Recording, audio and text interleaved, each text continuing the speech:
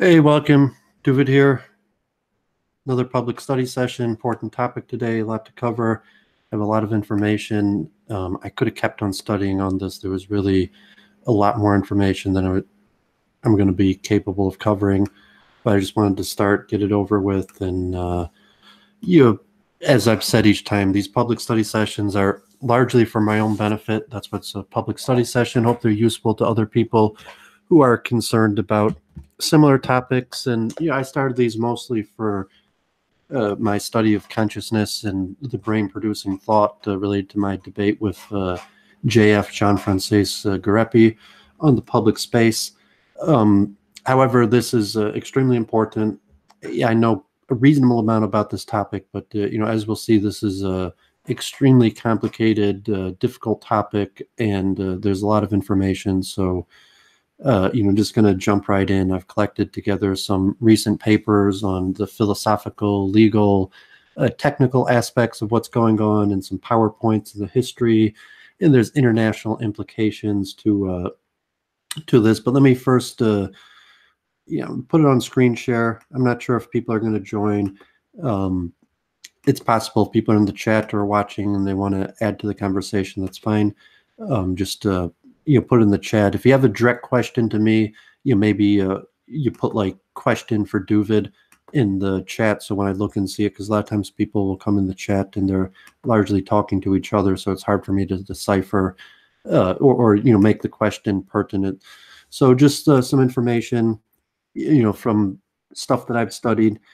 Here's an example. The teaching company, me and my father have listened to almost all of these. And, this quotes from privacy, property, and free speech law in the Constitution, the First Amendment, and what everyone should know, civil liberties and the Bill of Rights. I've listened to all these courses. There's a lot of information on the topic, from legal experts, American experts. Just to show an example, why I'm doing this.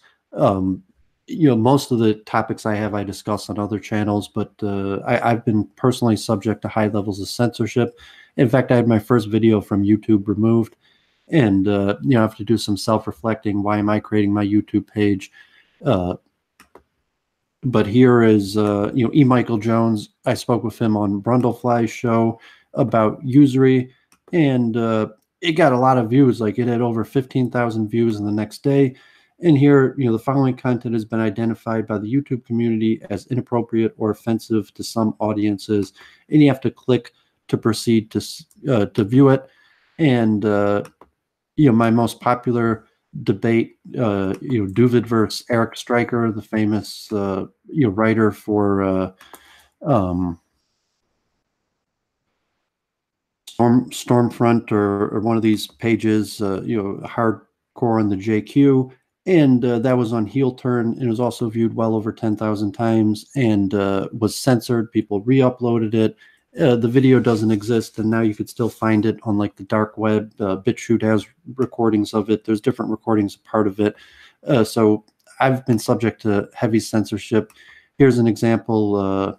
My good friend, so to say, Norvin Hobbs, my first open question forum, Ask the Rabbi, and it turns out that a lot of people who follow my channel have serious questions about the roles of Jews in society, such as Norvin.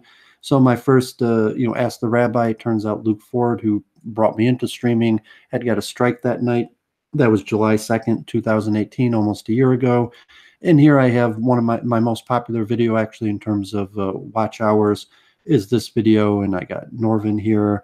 I have, later Dave Martell, who came onto the Heel Turn, joins, and he's asking honest questions about Judaism. I'm make it Ask the Rabbi, and he's asking me questions about like the blood libel and matzahs and different things, and that's the questions he had.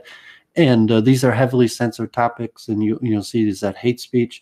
Is it possible that someone could honestly have questions that are considered hateful to some?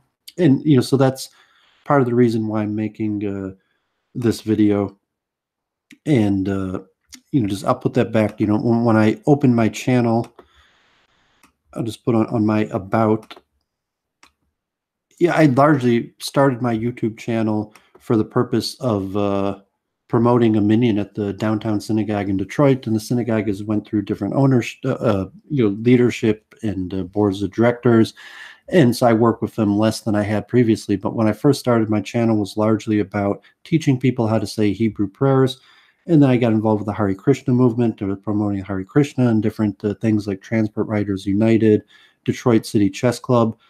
But obviously my first videos that I made were at the downtown synagogue, trying to teach people how to pray and the Hebrew prayers. And through that, Luke Ford in the show that I came on largely to talk about Judaism and teach Torah, that somehow that came into these discussions about immigration and multiculturalism, because I'm not involved in immigration or multiculturalism. Those are personal beliefs. I'm a civil engineer by training. I love Judaism. I wanted to promote Judaism. I like the Hare Krishna movement. I wanted to promote Harinam Sankirtan, and I was putting that on my YouTube page. And then I got involved in all these multicultural immigration debates. And even last night, like, I come on the Babs cast, and he's got 40 viewers, and we're trying to talk about immigration. And very quickly, these things could divert into what would be classically called like hate speech, just like you and your people, possibly, God forbid, referring to the Jews, keep on bringing immigrants into America, and we don't want more immigrants here. And, bad things are going to happen. It's like, well, what does that mean? Bad things are going to happen. Does that mean, God forbid, there's going to be people killing each other? Even the parlance of people I'm, debating, and the alt-right lingo, my video got removed. It got showed, which is a, common term. America has a lot of free speech. Does it make sense to use that term and say, oh, okay, my video got deleted? And is it funny to say, oh, it got showed? God forbid, the Hebrew word for like Nakba, catastrophe. And a lot of things are very difficult to discuss. Like YouTube, I just want to promote music or, educational stuff. But how about discussions about difficult topics, questions about history, questions that make a lot of people feel uncomfortable? And, so we're going to look at what is hate speech, the history of it, the origins. There's a lot more information that I could show. I can't be comprehensive.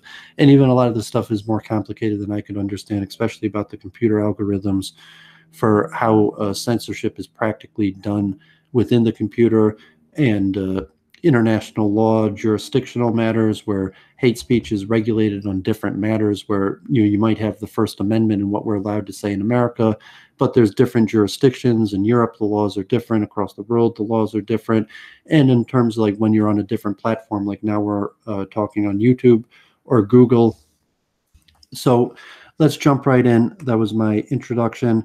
I have a lot of information here, and hopefully it'll prove to be useful. As usual, I will timestamp it and put a table of contents so people could see the relevant part, and I will link to a lot of this information for people so that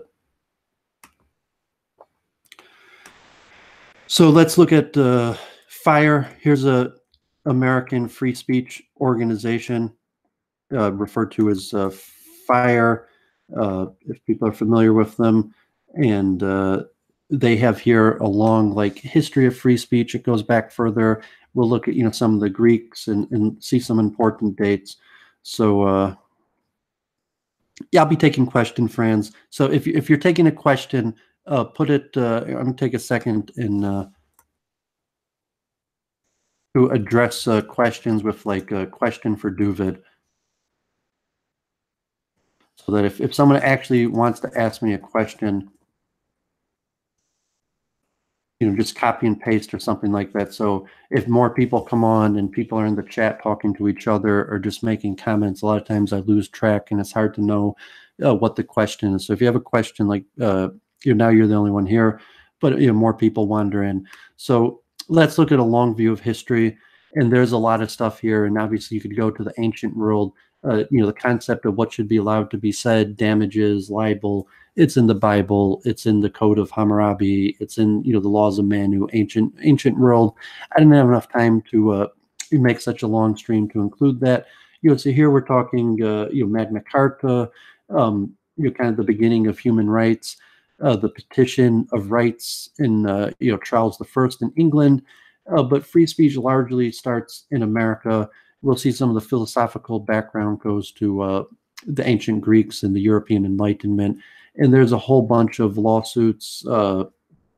Massachusetts, before the creation of America, creates this like body of liberties, the right to due process. There's the Zinger case in 1735 about libel, about publishing and free press. Declaration of Rights in Virginia that includes some hints of concepts of free rights. Then you have the Declaration of Independence and the Constitution, the First Amendment, the Federalist Papers, the different states. We could look into the Sedition Act, where you have free speech, but there's limitations on free speech and what is sedition. We'll look at that, without to expire. And John Stuart Mill on liberty, a greater precursor for philosophical underpinnings. And I encourage people to look more into this and say, I don't have time. There could be whole streams on the philosophical underpinning and history of this. And then it gets more into, exact legal matters in court cases that are trying exact cases of what's allowed to be said, what's not allowed to be said in different cases. Regarding the draft, the 14th Amendment of the United States that said, not only the federal government is limited, but limiting the state government from limiting constitutional rights such as free speech. And the Comstock law, anti-obscenity, you're looking to like pornography, and a whole bunch of cases. We'll look in more of them. But if you're interested, here is hundreds of cases in the United States that reach the Supreme Court or large legislative bodies that are questioning what should we allow people to say, what should we not allow people to say. And I have some PowerPoints that will nicely categorize this stuff into what's allowable and not. And this list goes up to 2010, but even today, Citizens United is a big deal. Like, is money a form of free speech? It's a political election. Bernie Sanders, Hillary Clinton wanted to overturn Citizens United, and is money considered free speech? So there's a lot of issues that I'm not going to be able to cover completely. And I'll have another.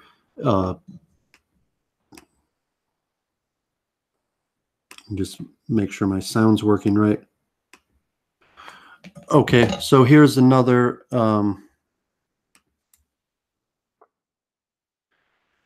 the Jack Miller Center for Founding Principles in History. Just a little history on free speech, the law, theory, history. So you got Socrates discusses free speech. Obviously, Socrates is put to death for corrupting the youth for the power of speech, through the use of words.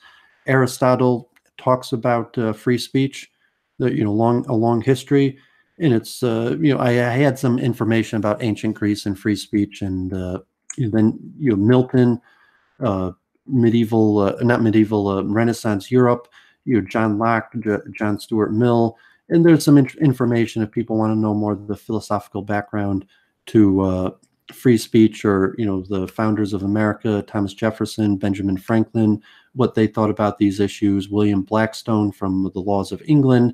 So there's a long history of great thinkers who had wrestled with these issues till the modern day perspective. Here's a quick just Wikipedia on online hate speech, and largely I want to talk about internet censorship and deplatforming, and we're going to have to look at what are the different bodies regulating it. What is hate speech? Generally a type of speech that takes place online with a purpose to attack a person or group on the basis of attributes such as race, religion, ethnic origin, sexual orientation, disability, or gender. And a lot of times these keep on increasing.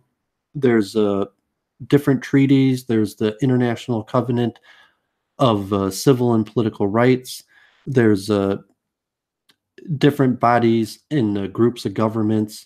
There's the Genocide Convention. There's the ICERD, the CEDAW, regional responses, different countries, like China and Turkey, and whole countries that are censoring information, blocking the internet, like North Korea. And then there's the international corporations that, like the platform we're currently using, YouTube, Google, YouTube, Facebook, have policies, and we'll look at those. So that's the basics. So let me start with some PowerPoints. It's going to be a lot of reading. There's a lot of information. As I said, like there's a lot of converging different theories and ideas that are going to go together from these topics. Good morning, JM. I don't even know your name. To say, people, obviously, it's YouTube. People don't necessarily use their real names, or if they do, they might have initials. So it's hard, talk like, what does friendship online mean? So I have a lot of information. Let me just jump right in with a PowerPoint. Let's get some basics.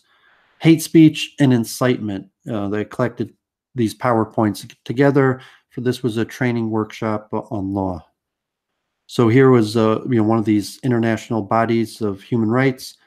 Any propaganda for war shall be prohibited by law. Any advocacy of national, racial, or religious hatred that constitutes incitement to discrimination, hostility, or violence shall be prohibited by law.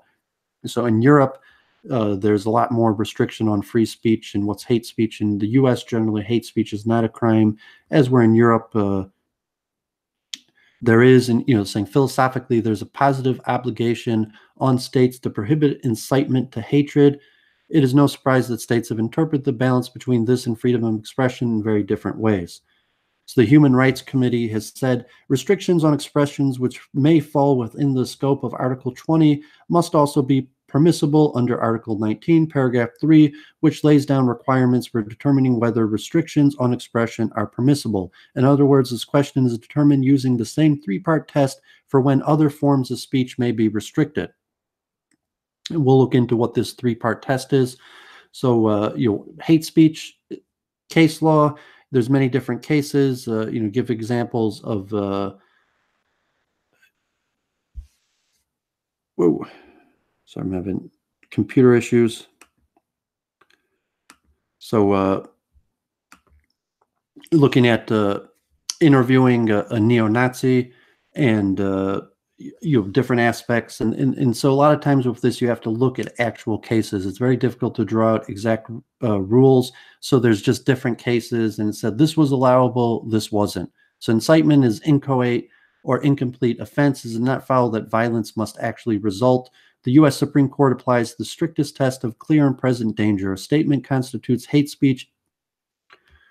Oh, I'm sorry, I'm having my mouse is jumping around on me. Sorry about that. Okay, so the U.S. Supreme Court has said hate speech from Brandenburg versus Ohio, which we'll look more into, is directed to inciting or producing imminent lawless action and is likely to incite or produce such action and is likely to incite or produce such action.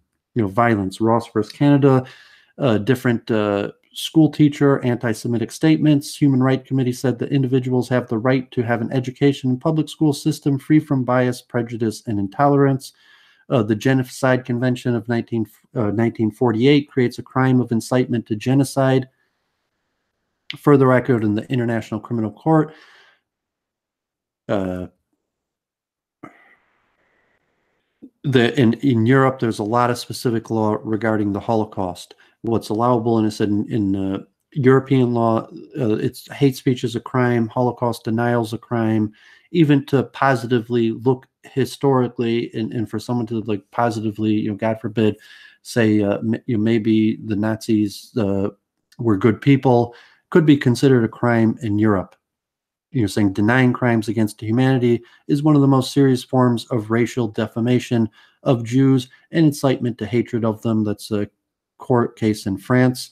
Religious defamation, there were early cases in margin of appreciation to avoid interfering in cases of blasphemy, which were regarded as matters of public morals best decided by the country itself.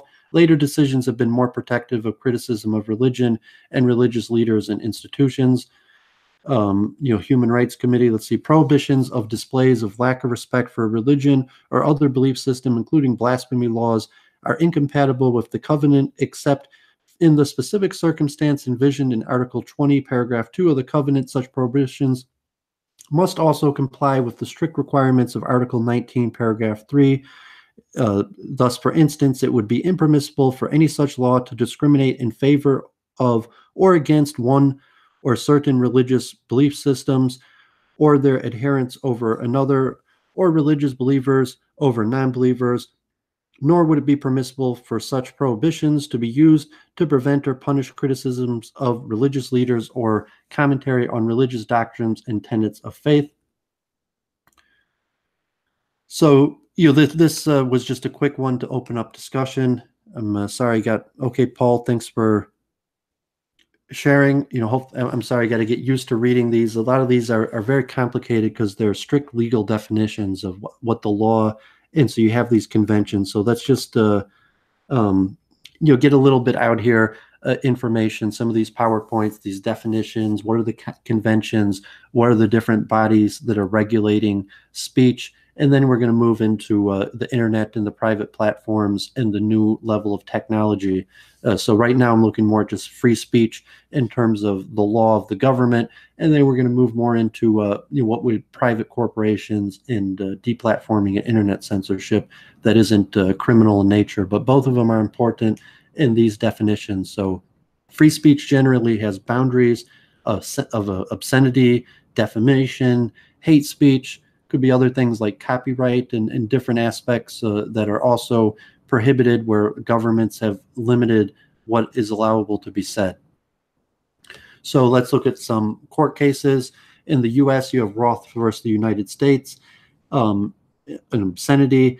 The First Amendment is not intended to protect every utterance or forms of expression, such as materials that were utterly without redeeming social importance. The court held that the test to determine obscenity was whether the average person applying contemporary community standards believes the dominant theme of the material taken as a whole appeals to a prurient interest. Such a definition gave sufficient fair warning and satisfied the demands of due process. In 1964, Jacob Bell versus Ohio, the states have wide but not federally unrestricted power to ban obscene film. There's a lot of court cases regarding pornography, and even in these debates, there's a large question of pornography.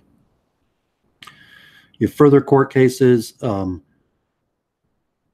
where memoirs in Massachusetts, 1966, this court establishes the utterly without redeeming social value test. The court reaffirmed that the work could not be deemed obscene unless they were unqualifiedly worthless, even if it possessed prurient appeal and were patently offensive. In 1972, court modified the test of obscenity established in Roth versus United States in memoirs in Massachusetts, holding that the basic guidelines for the trier of fact must be whether the average person applying contemporary community standards would find that a work taken as a whole appeals to a prurient interest, whether the work depicts or describes in a patently offensive way sexual conduct specifically defined by the applicable state laws, and whether the work taken as a whole lacks serious literary, artistic, political, or scientific value. The court rejected the utterly without redeeming social value test of the memoir decision. And then you have the Miller test. Does the average person applying contemporary community standards believe the dominant theme of the material taken as a whole appeals to a prurient interest? That's going back to Roth. So further, seeing people who don't know much about U.S. law, this is very complicated. The jurisprudence kind of based on British common law to the jurisprudence where you have court cases one upon the other, but this is how the U.S. determines law based on this jurisprudence and reinterpreting court cases from the past. So you have New York versus Ferber, 1982.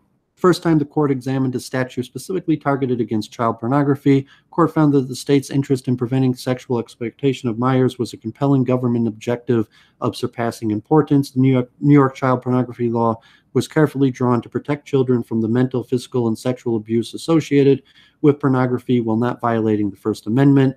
And you have Reno versus the ACLU, 1997. The court struck down the 1996 Communications Decency Act, which prohibited the transmission of any obscene or indecent materials over the internet to anyone under the age of 18. The law failed to include an exception for materials that had serious literary, artistic, political, or scientific values. The law was too vague with respect to what materials would be considered indecent. So, free speech, pornography is certainly one of the main issues that has been put into the court, and we talk about hate speech, but pornography will appear again and again in the law, and as the borderline question of free speech. Going to 2002, Ashcroft, the court overturned the Child Pornography Prevention Act of 1996, which attempted to prohibit any visual depiction, including any photograph, film, picture, video, or computer-generated image or picture. God forbid, the courts have had to look into the extreme borders, and this was again in 2004. More court wrangling about, God forbid, child pornography. Okay, so unfortunately, free speech, we're going to have to talk about pornography, child pornography, God forbid. These are the borderline testing cases. But enough of that for now. It's not going to be a major part of what I'm talking about. But in terms of the U.S. law and even Europe, it is a major factor in the borders of free speech, or can anything go? So let's look at more common, interesting forms. Defamation. So you have a few different forms. You have libel, written defamation of another person, especially in the case of public officials and public figures. The constitutional tests designed to restrict libel actions are very rigid. You have slander, spoken words that falsely cause injury to a person's reputation. Seditious libel, defaming, criticizing, and advocating the overthrow of the government. And we'll see the U.S. has had the Sedition Act limiting free speech, going back to its founding. New York Times Company versus Sullivan. The court made it more difficult for public figures to win defamation suits against critics. Sullivan rule requires that a public official in a libel or slander case not only prove the statements in question are false, but also the defendant wrote or spoke the words with malice. And then hate speech is a more recent thing. So prejudicial and hostile statements towards another person's innate characteristics such as race, ethnicity, gender, sexual orientation, or religion, where you look at a lot of these cases much more in detail. Brandenburg versus Ohio, National Socialist Party versus Skokie, many cases going forward, Virginia versus Black. I think that was the Derek Black who spoke at I think the father, Stormfront, and the webpage of the Derek Black, who was supposedly renounced hate and spoke at the U.S. Holocaust Museum recently. Fighting words by their very nature inflict injury on those to whom they are addressed or incite them to acts of violence. And there's a lot of court cases. So this is what we're going to be talking today, because this is generally the method in the U.S. for how law is determined. So who makes the law? They're determined the Supreme Court of the United States, the state level, the community level, by Congress. There's a lot of different regulating authority bodies that are currently, the Supreme Court guidelines related to obscenity assume that obscenity is protected by the U.S. Constitution, allow for the application of community standards, do little to allow for restriction of pornography, find it easy to separate the obscene from that which is not. People could be convicted criminally from possession of those materials, selling it, importing it, or writing it. And the following are forms of not protected free speech: libel, symbolic speech, obscenity, and commercial speech. So we'll look into this more. So just wanted to get some of these definitions, and we check the chat. I'm going to look at the ADL, and Franz is asking in the chat, should the ADL accept Gab's invitation to get on their platform? And I mean, I don't know, whether they want to promote their material. As I say, even my videos sometimes get more views than the ADL, their information out there, their studies. So,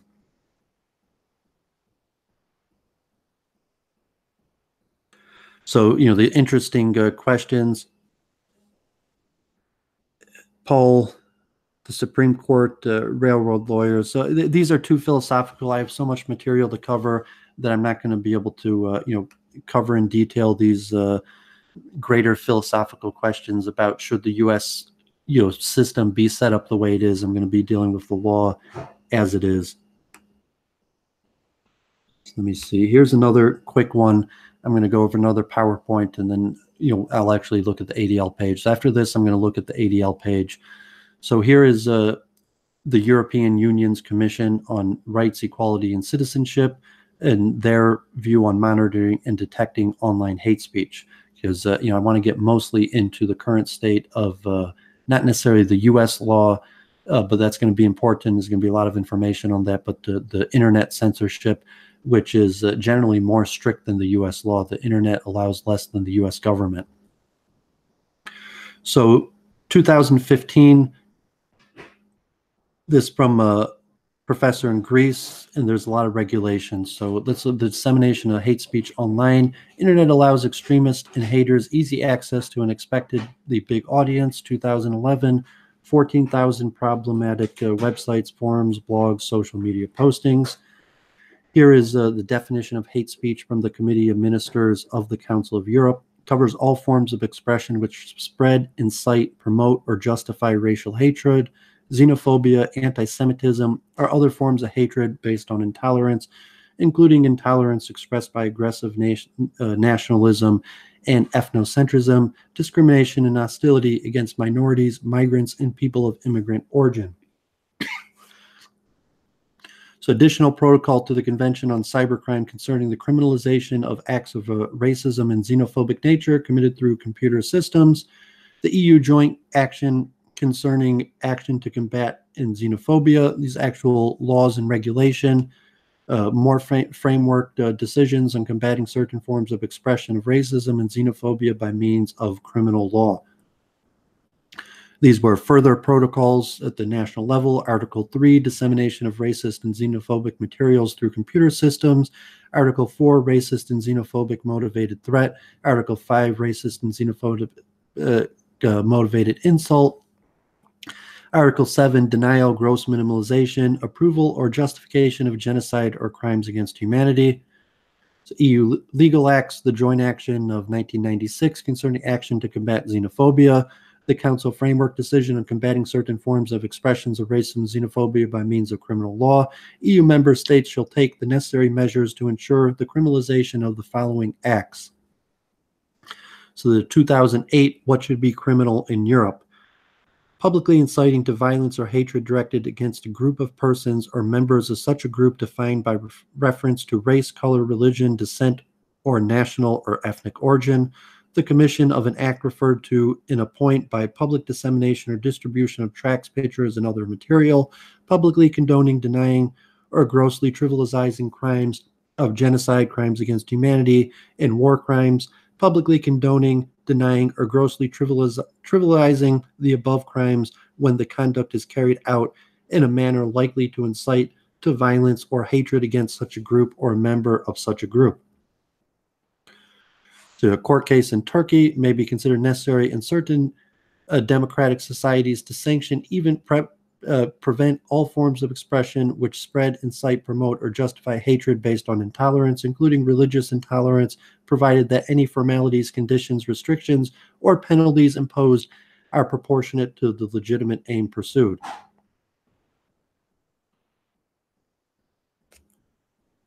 The prohibition and penalization of hate speech on the internet should be without prejudice to the right of freedom of expression. Legal measures against hate speech may not be sufficient. Collaboration, technical issues. So that should cover some of these basic information. Yeah, Paul wants to chat with me. So message me online. Maybe we could set that up. And let's look here. The EU Commission, here's the results of a third monitoring exercise of this recent data fact sheet from January 2018 on how the EU is currently dealing with these issues. I'm having little mouse issues. I apologize. I have a touchscreen computer and my mouse is jumping around on me. Sorry about that. Okay, so we see IT companies removed 70% of illegal hate speech notified to them, compared with the previous year where only 60%. In the first year where 28% was removed in 2016. So the computer companies are getting much better at removing hate speech. This is, the study from the European Commission of the EU. All IT companies meet the target of. I'm sorry. I hope please hope I'm not having computer issues. I have a mouse jumping around, so I apologize about this. Hope that's not going to ruin my stream.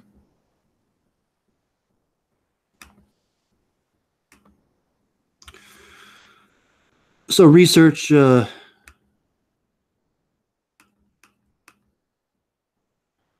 this was research in EU about the different member states of the EU Commission that are required to remove these, and people being notified in the removal of data. You got Facebook, Twitter, and YouTube, and going through different countries in the YouTube and the EU, and different types of hate speech that are removed. So you can see on this chart on the bottom, there's a lot of different forms of ethnic origin, Muslim hatred, xenophobia, all around 1/6. The most commonly reported grounds of hate speech, and then sexual orientation, national origin. 10% is anti-Semitism, smaller for religion, and they have different scores of the different member states of EU and how they're responding to it. So you could look more at the EU page if people are concerned about, in Europe where it's currently illegal hate speech. So let's look at the ADL page. So here you got the ADL, the action guide to social media, the current states of the company, the current policy. You got Amazon, like in the news, recent banning of, even Kevin McDonald, Jared Taylor, a lot of white nationalism. There's constantly neo-Nazi stuff being taken down. So it's saying you may post so as long as the content is not illegal, obscene, threatening, defamatory, invasive of privacy, infringing of intellectual property rights. Look at Facebook. This is the ADL's collection of cyber safety action guide, and they actually, how do you report it? So ADL will show you how to report any offensive content on any of these sites. And they do a lot of reporting. That's what they do.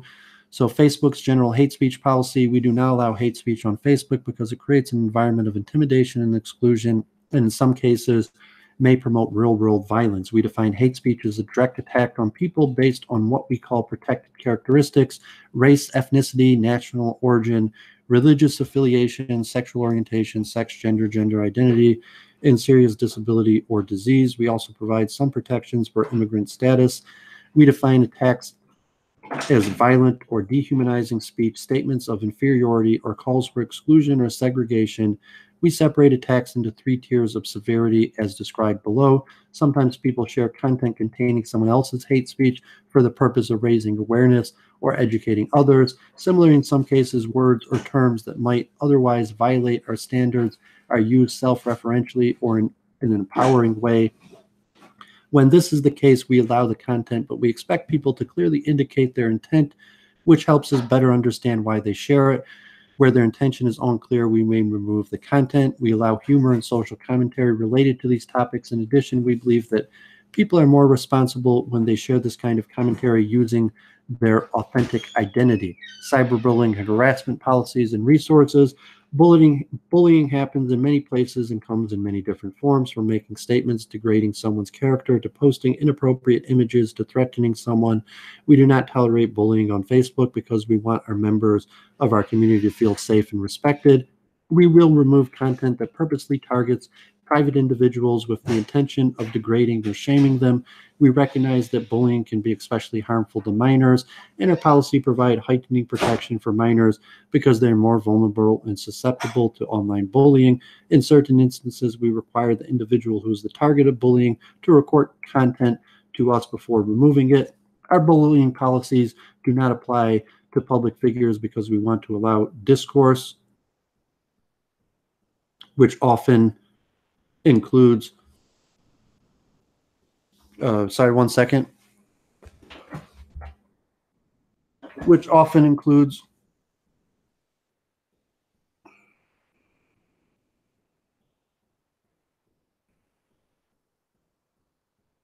critical discussion of people who are featured in the news or who have a large public audience. Discussion of public figures nonetheless must comply with our community standards, and we will remove content about public figures that violate other policies, including hate speech or credible threats.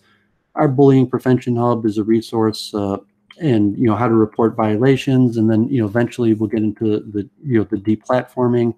Obviously, you look at PayPal. You must not use PayPal services for activities that relate to transactions involving items that encourage, promote, facilitate, or instruct others to engage in illegal activity, that promotion of hate, violence, racial intolerance, or the financial exploitation of a crime.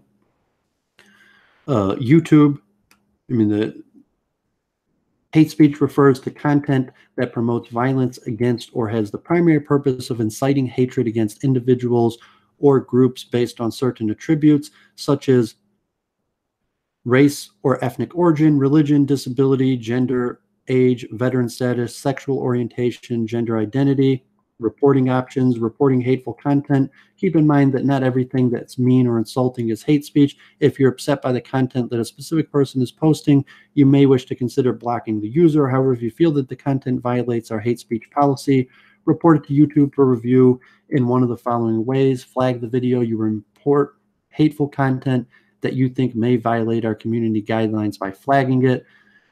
File an abuse report. If you have found multiple videos, comments, or a user's entire account that you wish to report, please visit our reporting tool, where you will be able to submit a more detailed report. Note that many websites have multiple guidelines and user agreements, which may address hate speech. So, let's look at YouTube's reporting tool. So, we're reporting what's the issue: harassment, cyberbullying, impersonation, violent threats, child endangerment, hate speech against a protected group, spam and scams, or person could list their own issue, flagging. So here's the YouTube help for report inappropriate content. You report a video, report a thumbnail. So on every YouTube video, there's report, the option. Maybe we'll talk more about how they do it. Here the community guidelines of YouTube. So policies and safety. So YouTube's policy: when you use YouTube, you join a community of people from all over the world. Every cool new community features on YouTube involves a certain level of trust. Millions of users respect the trust, and we trust you are responsible too. Following the guidelines below helps to keep YouTube fun and enjoyable for everybody. You might not like everything you see on YouTube. If you think the content is inappropriate, use the flagging feature to submit it for review to our YouTube staff. Our staff currently reviews flagged content 24 hours a day, 7 days a week, to determine whether there's a violation of our community guidelines.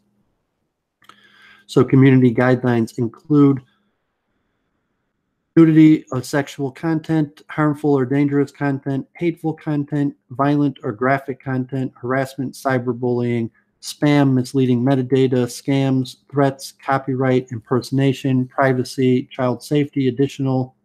So what is hateful content? Is hate speech policy. Hate speech is not allowed on YouTube. We remove content promoting violence or hatred against individuals or groups based on any of the following: age, disability, ethnicity, gender, nationality, race, immigration status, religion, sex, sexual orientation, veteran status. So if you're posting content, don't post content on YouTube if its purpose of the content is to do one or more of the following: encourage violence against individuals or groups based on the attributes noted above. We don't allow threats on YouTube, and we treat implied calls for violence as real threats. Dehumanizing individuals or groups by calling them subhuman, comparing them to animals, insects, pest, disease, or any non-human entity.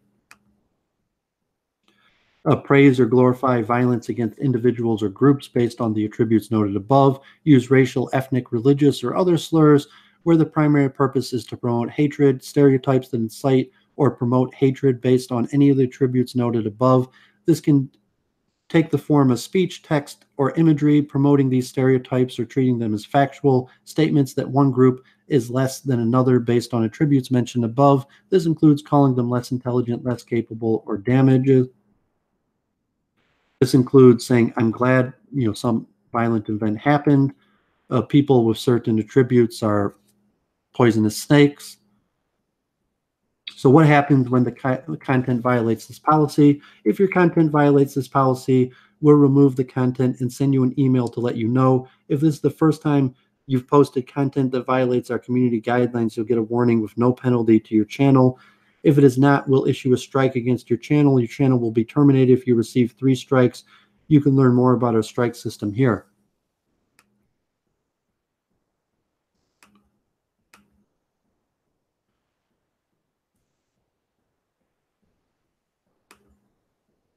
So community guidelines strike basis. Community guideline strikes are issued when our reviewers are notified of a policy violation or rules for how to behave on YouTube. Sometimes content is removed for reasons other than community guidelines violations, such as first-party privacy complaint or a court order.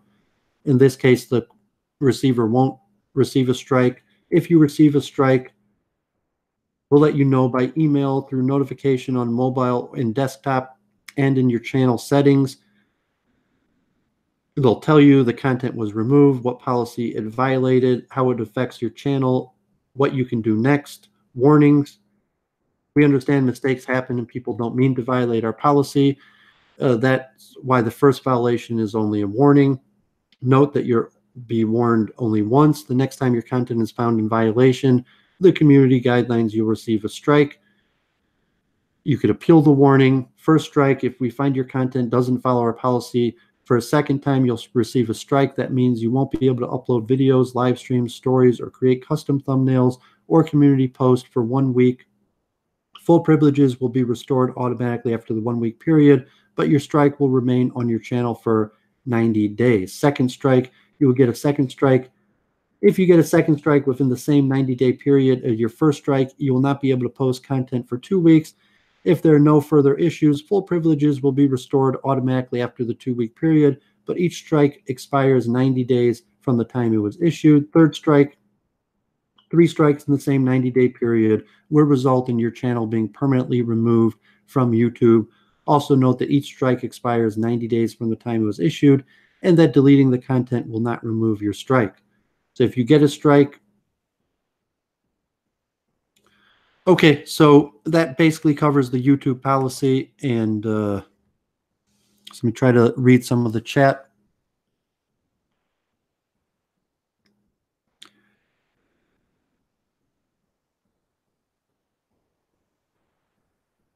Yeah, so I'm not giving my personal opinions. That's why this is a public study session. I'm just want to get the information out there. I'm studying the history of free speech, the philosophical underpinnings, the current state of the law, the current state of what's going on in the minds of the different platforms. And now I have 6 more PowerPoints and a bunch of articles that I'm going to read through. So, I'm happy to have people discuss this in the chat, and I'd like to open the floor to more discussion. But right now, I just want to get out there the best information I was able to collect to further understanding on the issue. So here was a PowerPoint I found on the ethics of information and information technology.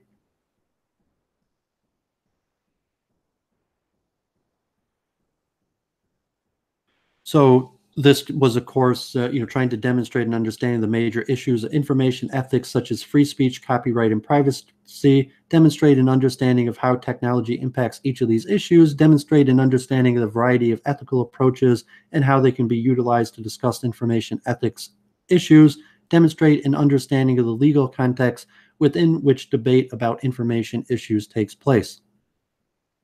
So ethical frameworks, utilitarian ethics, duty, deontology ethics, virtue ethics.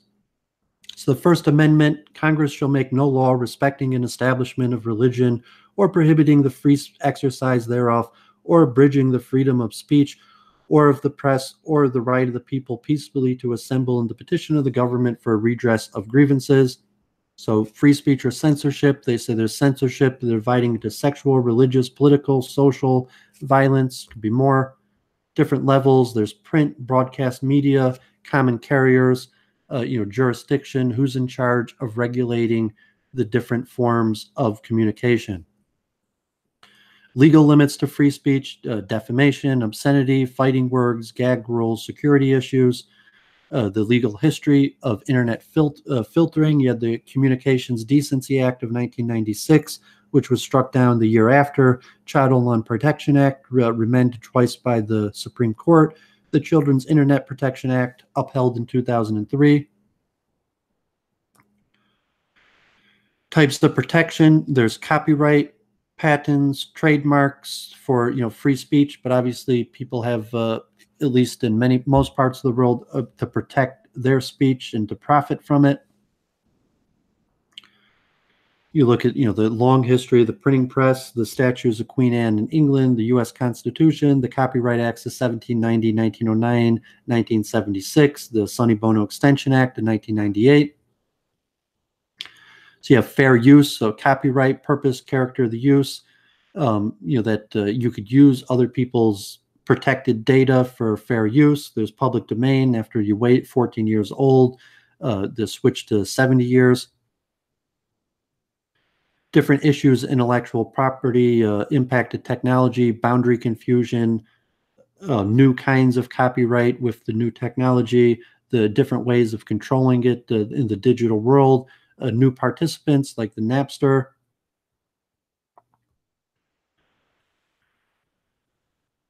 So you have the open source movement, things like possibly Bitcoin, Linux, different ways of looking. And we're going to look at, censorship and the major corporations versus open source movements. Creative Commons. The plagiarism, is plagiarism a form of free speech? Privacy, what does privacy mean? Freedom from intrusion, control of information about yourself, freedom from surveillance. The history, the right to privacy, the 1890, Warrens and Brandeis, different cases. We're not going to be talking too much about privacy, but it should be covered. And as in the U.S., you have a lot of court cases. So Justice Douglas in 1965, privacy is a right that can be derived from the penumbras and emanations of the Bill of Rights, free speech, no soldiers in the house, no unreasonable searches and seizures, rights against self-incrimination, the right listed in the Constitution are not the only right. Roe versus Wade, even abortion was considered a form of privacy. Katz versus the U.S., 67, government to have a warrant to perform wiretapping. People can have a reasonable expectation of privacy even in public spaces. Then you had the Patriot Act in 2001, expands foreign intelligence surveillance. Act of 1978 allows wiretapping for domestic crimes as long as the information is relevant to the investigation. Citizens have the right to review and amend their government records. Technology is changing it, like medical issues, data, taxes, surveillance, hacking, cyber stalking, cyber terrorism, all these important issues that we're going to have to get into more for the current state of censorship on the internet. So thanks for joining, Melky. Yeah, so currently, pornography is considered a form of free speech, and there's limitations mostly regarded to child pornography, and you could issue that. And that's been a long case of case law. If you look earlier in the video, I covered quite a bit of the case law for the origins of obscenity. And yeah, I'll probably watch the congressional hearings on white nationalism later, but I wanted to get this material off my desk. So let's look at some data going straight into what's going on. You would say, okay, criticizing whites, criticizing Jews, and we see that there is this idea of protected minorities, that it's more dangerous to say bad things against a minority than a majority. We could discuss at a different time the philosophical underpinnings or whether you agree with it. My purpose more now is to just discuss the law, the origins of the law, than to kind of debate like, is the law good or not? So here's a nice article from the Media Research Center talking about how online media companies are suppressing conservative speech. And this focuses mostly on Twitter, Facebook, Google, and YouTube. It has a lot of data, and I encourage people to read along or to look at the data. So I tried to collect some most recent good data on the subject so people would be able to see the current status of okay, let me see Brundle if he wants to join, and add him to the Hangout. And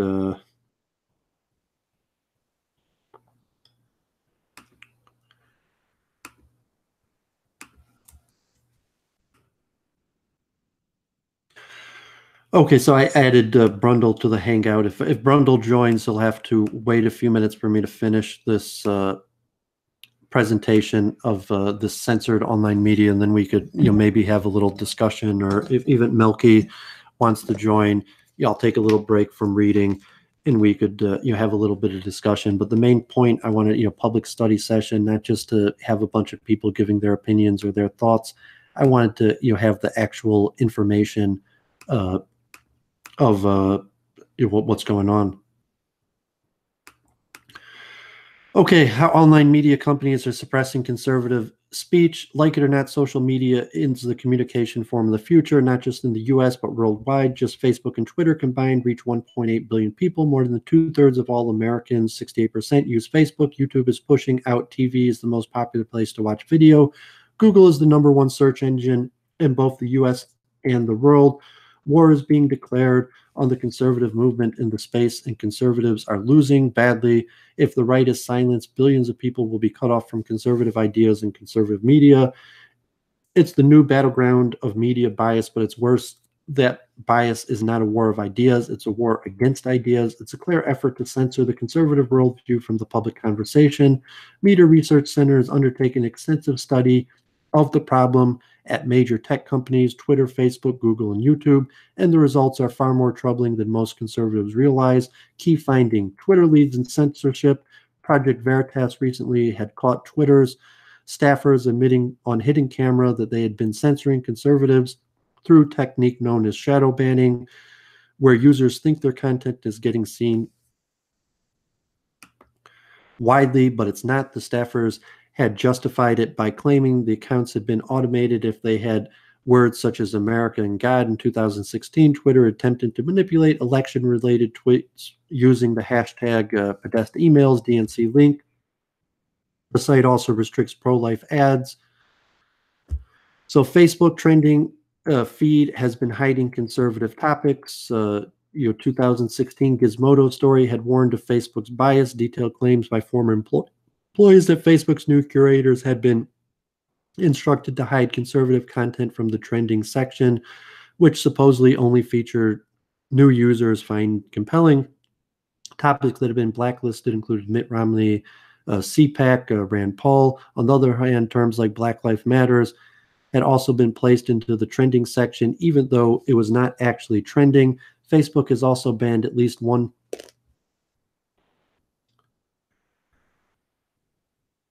far-right European organization, but had not released information on any specific statement made by the group that warranted. Google search aids Democrats. Google and YouTube's corporate chairman, Eric Schmidt, had assisted Hillary Clinton's presidential campaign. The company's search engine had deployed a similar bias in favor of Democrats. Study found 2016 campaign searches were biased in favor of Hillary Clinton. Even the liberal website Slate had revealed the search engine's results had favored both Clinton and Democratic candidates. Google had fired engineers Damore for criticizing company's ideological echo chamber. Company had claimed he had been fired for advancing harmful gender stereotypes in the workplace. So YouTube is shutting down conservative videos. Google's YouTube site has created its own problems with conservative content. YouTube moderators must take their cues from the rest of Google, from shutting down entire conservative channels by mistake to removing videos that promote right-wing political views. YouTube special creators for change section is devoted to people using their voices for social change, and even highlights the work of 9/11 truther. The site's very own YouTube page and Twitter account celebrates progressive attitudes, including uploading videos about inspiring gay and trans people and sharing the platform's support for DACA.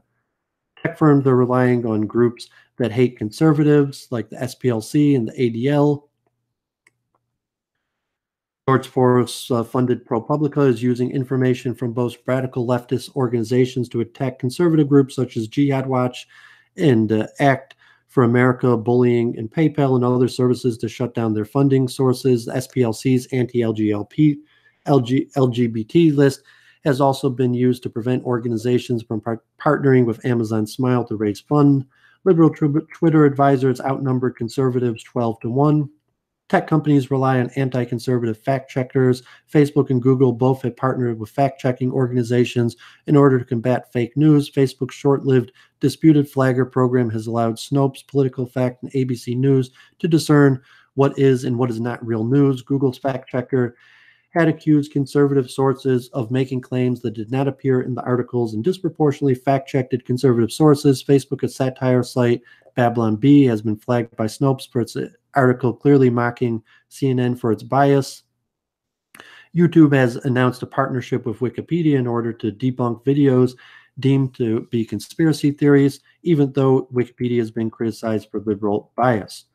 So there's recommendation, people are policy. Tech companies like Google and Facebook are making nominal effort to hire conservatives, but does not address the core problem within these organizations. Companies need to eliminate policies and biases that discriminate against conservatives. They also need to protect employers' ability to disagree with the pervasive liberal groupthink that dominates the industry.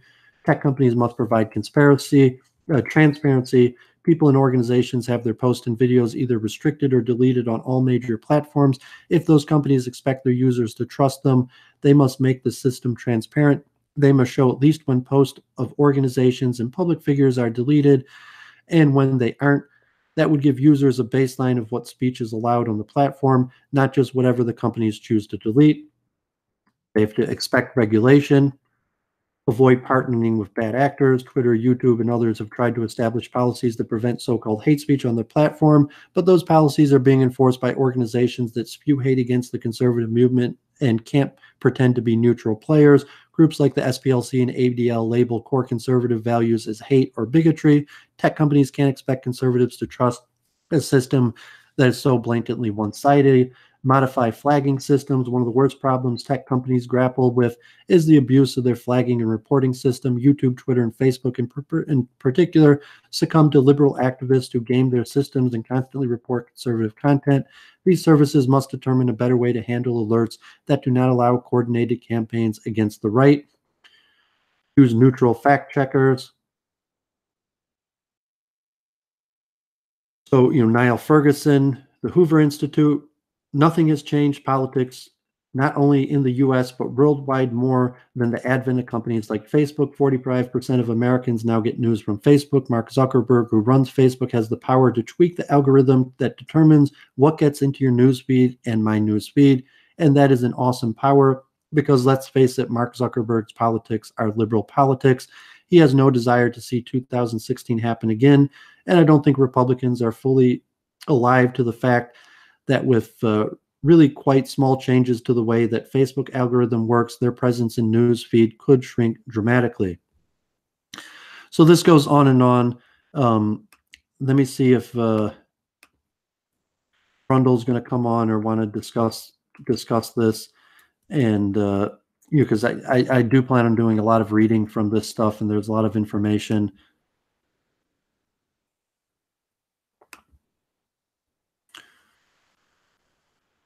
So this conservative watchdog organization has collected a bunch of information. A lot of people who are watching this are probably familiar with it, and it has a lot of specific detail about the organization's Twitter,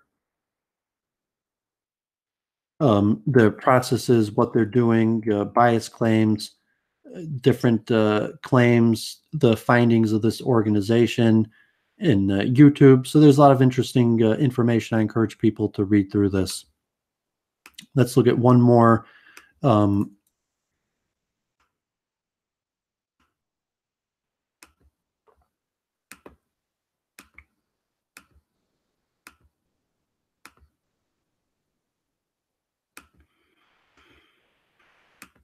Okay, so Here is this person, the Adams report, and I believe he's on Alex Jones, and he had had blogs about the medicinal uses of marijuana, and he's actually a scientist, but is collecting together what he calls the Censorship Master Plan Decoded, the Adams report, and I'll read through parts of it to try his understanding of why the global social corporations are what they're trying to do, why they're trying to do it, and what the people could possibly do to try to stop it. The blueprint for how tech giants covertly silence online speech and how America can fight back against corporate tech monopolies by Mike Adams.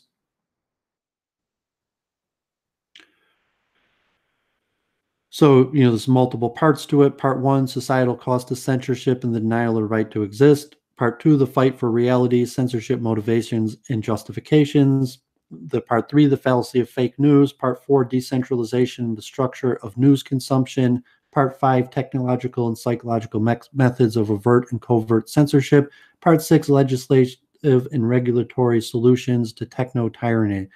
And so all of these have interesting parts. I'll try to read parts of this just to get a good understanding of what's going on. So to date, no one has assembled a comprehensive compendium of the aggressive censorship strategies and mechanisms now being deployed against users being targeted by the tech giants. This document aims to serve as a primer blueprint to explain both the motivations behind the extreme censorship as well as the technical, mechanical means through which censorship is carried out. This document should be required reading for any lawmaker, regulator, or judicial decision maker interested in protecting the freedom of speech that has served as a critical pillar in our society for over 2 centuries.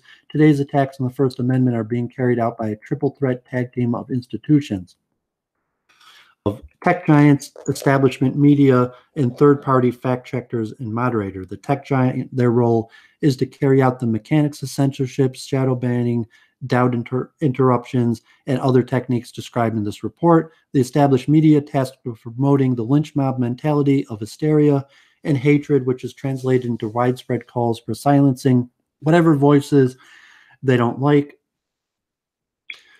Third-party fact-checkers and moderators, groups such as the SPLC, Political Fact, are given the task of flagging all undesirable political speech, even speech about natural health, as hate speech, creating the justification for tech giants to ban or deplatform such accounts without having to accept internal organization responsibility for discriminating against selected targets. These three fronts conspire to attack, defame, and deplatform originators of certain types of speech. Traditionally, watchdogs such as the ACLU would strongly speak out against such egregious violations of civil liberties, yet the ACLU, being strongly affiliated with the politics of the left, has consciously stood by and watched the free speech massacre take place, saying nothing in dissent. While the books are burning, in other words, the ACLU is roasting marshmallows by the fire. Thus, we are now faced with a kind of perfect storm in America, or free speech apocalypse, where all the institutions that once called for the protections of the freedom of expression are now actively conspiring to exterminate it. This coordinated attack on free speech is now taking place in plain view. The agenda is not hidden, nor is it even debatable that it is taking place. The goal is the complete abolition of all speech that left-leaning tech companies wish to eliminate, and these efforts have been deliberately accelerated as the 2018 midterm elections approach, carrying out what could only be called an extreme example of election interference and a plot to defraud the United States of America by silencing voices of those who embody conservative philosophies.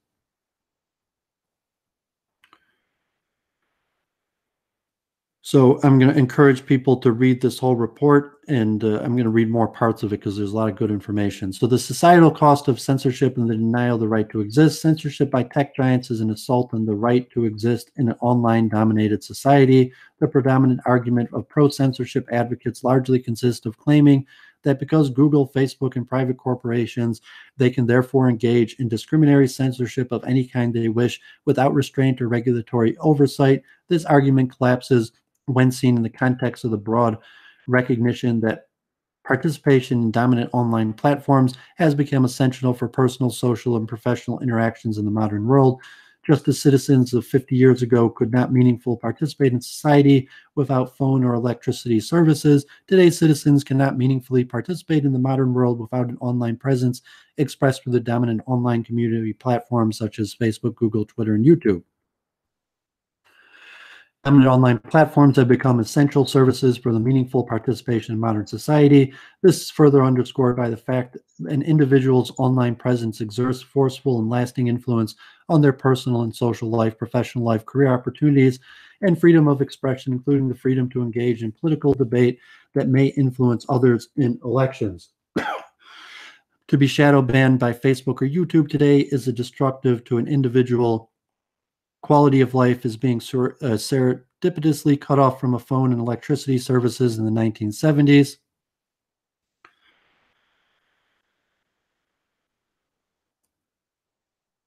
So a society that has roundly rejected the idea that private businesses can discriminate against people based on the color of their skin, establishment media giants are openly demanding that private businesses now discriminate against people based on the color of their ideas.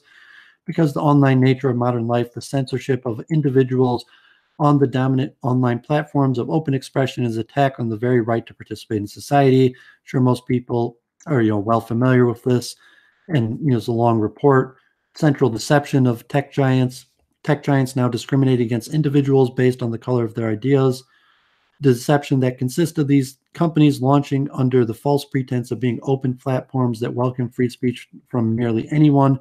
None of these platforms launched with an honest warning that stated, for example, warning to conservatives, your kind are not welcome here.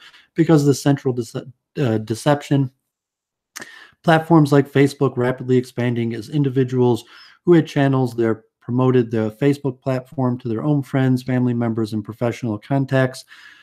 This allowed Facebook, YouTube, Twitter to rapidly expand and become the dominant platform of online expression and social interaction. Once their dominant market position was achieved, they then started banning individuals based on the content of their ideas, deeply violating the original promise and pretense of the online service. In other words, only after conservatives helped Facebook become the dominant social media platform did Facebook cut them off from participating in the very platform.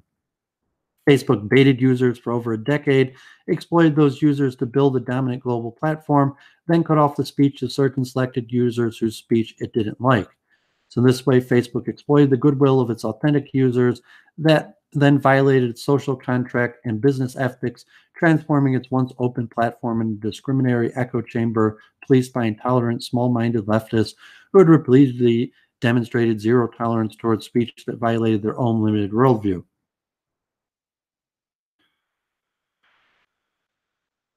So, goes on and on, encouraging people to read the whole thing, but I want to, get to all the major points in this. So what's de facto defamation? Based on the necessity of participation in the online world in order to pursue life, liberty, and happiness in a tech-driven society, the censorship of an individual organization by internet gatekeepers is a de facto act of defamation against the individual or organization. The author here is trying to make points that probably people watching me are well familiar with. And, he comes from a background in natural health and saying there's other stuff being censorship, like, the measles outbreak, vaccinations, there's different levels of censorship, not just conservative.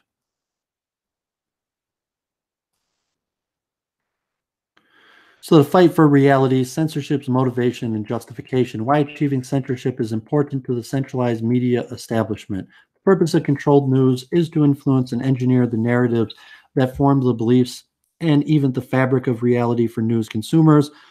One of the reasons corrupt government universally exerts dominance over its own national media is because whoever controls the news controls reality.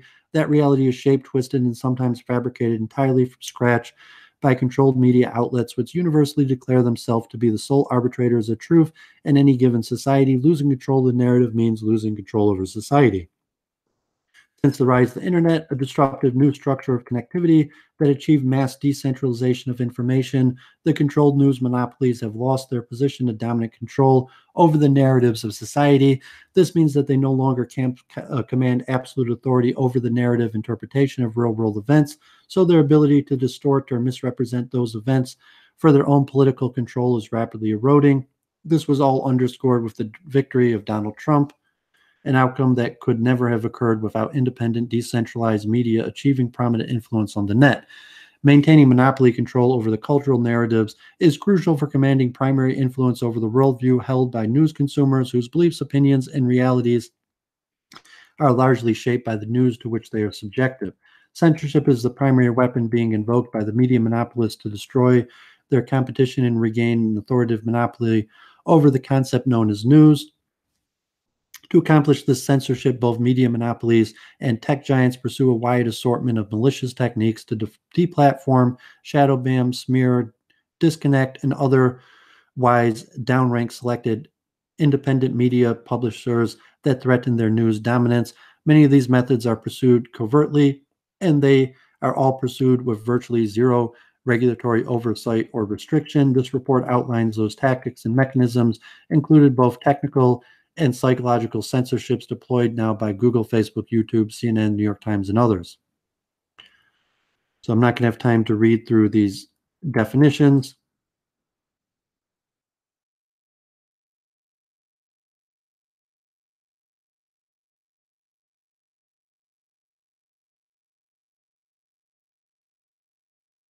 And this is, I said kind of like Alex Jones, somewhat conspiracy. There's a lot of good information here, but he's trying to make a somewhat what might be considered a conspiratorial approach. So the summary here: control of public narratives is viewed by media monopolists as critical for controlling the masses.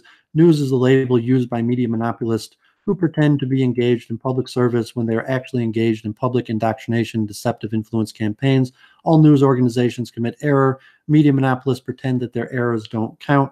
Established media operatives pretend they possess a divine godlike ability to discern reality without bias, and they claim that they alone have access to this ability. We talk about the fallacy of fake news as a way to censor things. Not going to have time to read that. I'll read the summary points.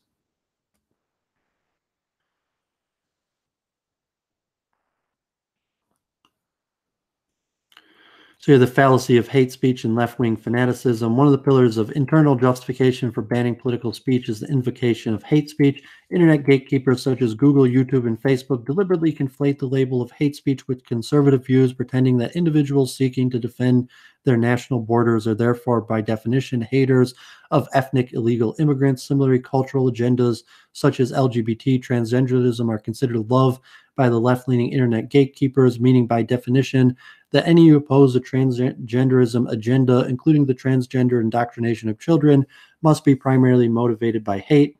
In essence, anything the left wants to promote is labeled love, while everything conservatives support is labeled hate. These labels are arbitrarily assigned based entirely on tribal bias, utterly failing any legitimate test of universal rules or logic. For example, if a universal rule is written that says individuals may honor their cultural heritage, that rule must then be selectively reversed exclusively for people who are white Southerners in America, since that bigoted left believes that white people who live in the South must never be allowed to celebrate their own history and culture, as an example. Hate speech is being defined by those who are themselves filled with hatred towards America, Christians, unborn babies, and individual liberties. Political left has abandoned any willingness to participate in discussion or debate. Notably, the left in America today no longer believes that dialogue or debate can serve any useful function in achieving their authoritarian goals. With the help of internet giants, they have shifted their goals to outright censorship, a kind of online book burning in the modern world. Voices opposition to their agenda must never be allowed to exist at all. They believe, and this belief can only be described as a kind of fanaticism among the very leftists who is absurdly believed that they operate out of a monopoly of love.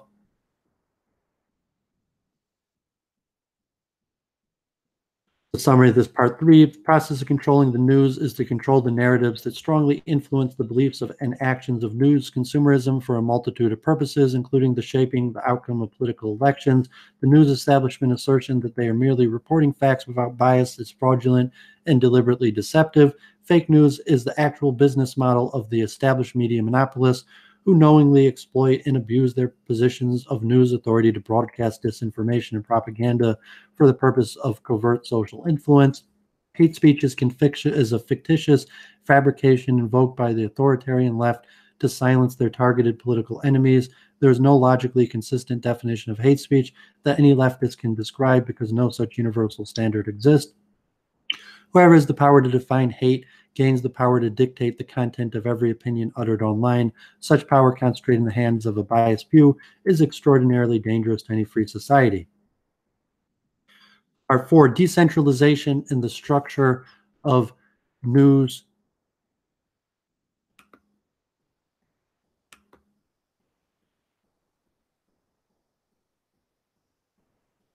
Let's see, I added Brundle. I already added Brundle in the Hangout. I'm not sure if he's having issues.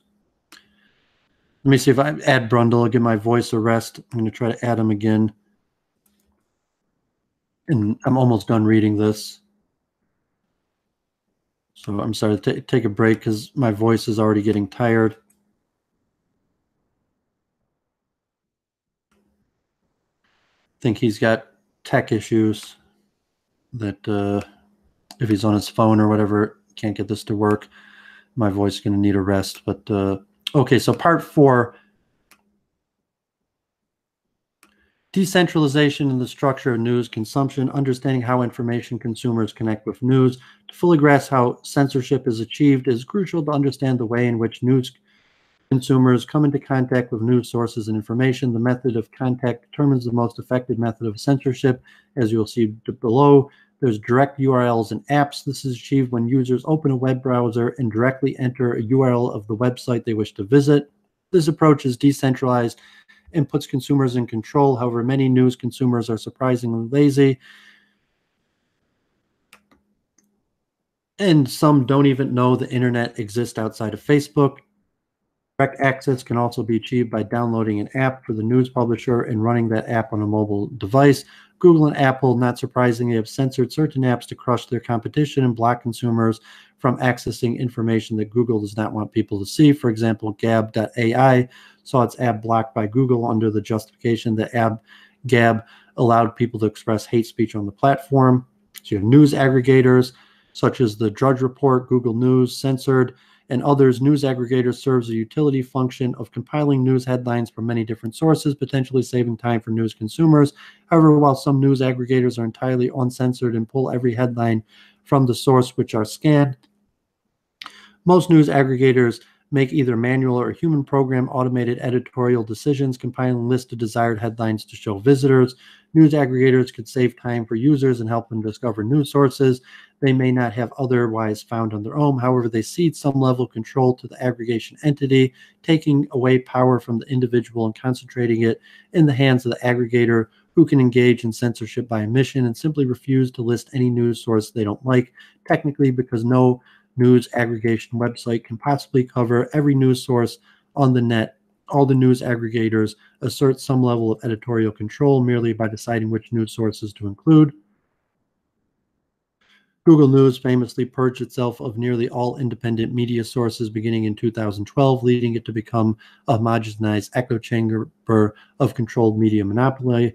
Newsfeed, Facebook's the best example in Newsfeed, which presents content for end-user consumption but controls the feed to downrank and shadow ban certain sources which are targeted with punitive ranking algorithms. For example, Facebook allows users to like or follow certain publishers such as InfoWars and Natural News. However, when InfoWars posts a new article on Facebook, the distribution of the article is typically suppressed 99.9%, allowing the article to only appear among 0.1% of the followers who have raised their hands and asked to receive the articles. Twitter is in essence a feed system where users are able to follow particular Twitter users or monitor hashtag containing tweets, such as with Facebook. Twitter can also shadow ban users by refusing to distribute their tweets to all their Twitter followers. The shadow part of the shadow banning comes from the realization that the original author of the tweet has no idea their message is being largely banned. From the point of view, the tweet was accepted and broadcast to all their followers, but in reality, it may have only reached a tiny fraction of their followers because the Twitter corporation disagrees with the content of what they sought to express. The mechanism of banning contains certain feeds, a black box algorithm secretly carrying out using unknown variables of outcome. Companies like Facebook refuse to disclose their inner mechanisms or variable weighing of their algorithms, and such algorithms may, in fact, consist largely of internal lists of which publishers do we hate today. Public platforms, YouTube and Facebook, claim to provide independent content creators a public space through which they can broadcast their own content to followers.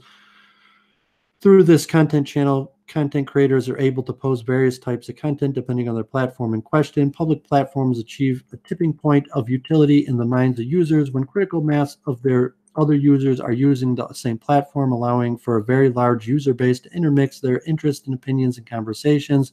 Getting big, in other words, makes the public platform website even more dominant in the industry via a self-reinforcing feedback loop of perceived public utility. In other words, nobody wants to visit a social media webpage if no one else is using it. Similarly, no one else wants to visit an unpopular club. People go where others congregate precisely because they're seeking social interaction. During their growth, public platforms asserted the promise that content creators would not be censored or blacklisted without just cause. This allowed YouTube, Facebook, Pinterest, Snapchat, and other similar sites to attract an enormous number of users. Once the critical mass of utility was achieved, many of these public platforms began selectively shadow banning or deplatforming selective users based on the politics of their content, thus violating the original promise made by the platforms. On the positive side, public platforms allowed one individual the potential to reach a very large established audience without needing to build their own publishing sites or services, but they also subject individual content creators to sudden and unjustifiable termination, shadow banning, doubt interruptions, and other forms of repression and censorship. In essence, as the tech giants are currently operated, whoever controls the platform ultimately controls the speech which is allowed to be broadcast on the platform. For the internet to survive as an infrastructure rooted in individual liberty and freedom of speech, the status quo of platform censorship must obviously be wholly reformed. Search engines. Many news consumers use search engines to locate and read articles. Search engine ranking algorithms are black boxes that routinely manipulate and downrank certain independent news sources which are targeted by the tech giants. Without needing to outright ban a particular source, a search engine operating with nefarious intent can downrank a particular source to the point of online oblivion. Internet user behavior tells us that news sources which do not rank on the first page of search results receive almost no traffic from search results. Author believes that Google assigns bonus ranking boosts to manually chosen websites like CNN, granting them heightened. I think they actually sell that's something you could actually buy. Even email newsletters to directly reach their audience. However, two of the most popular email destinations, Gmail and Yahoo Mail, systematically block emails from content sources they don't like, halting the delivery of such emails to the email users.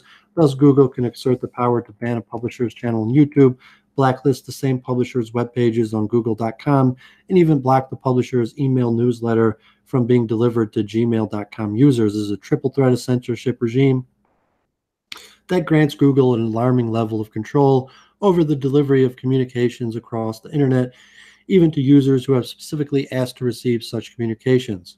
In essence, Gmail is claiming to serve the function of a postal carrier who delivers mail you've requested to your mailbox, but during the delivery, Gmail carriers open and read your mail, and if they don't like what they read, they trash your letter and refuse to deliver it. Google actively and mercilessly pursues this interference action against targeted publishers on a daily basis while interfering with the delivery of U.S. Postal Service letters is a felony crime. Google actively interferes with the delivery of electronic mail on a minute-by-minute basis with no apparent criminal liability whatsoever. The summary of Part 4, for each of these methods by which users connect with news sources, direct URLs, news aggregators, news feeds, search engines, email newsletters. Internet gatekeepers maintain an array of weapons and tools to block communications and isolate users from the news source they actively wish to keep. Additionally, non-technical censorship methods such as the reputation, assassination, and demonization add additional layers of censorship controls. Part 5, technological and psychological methods of overt and covert censorship.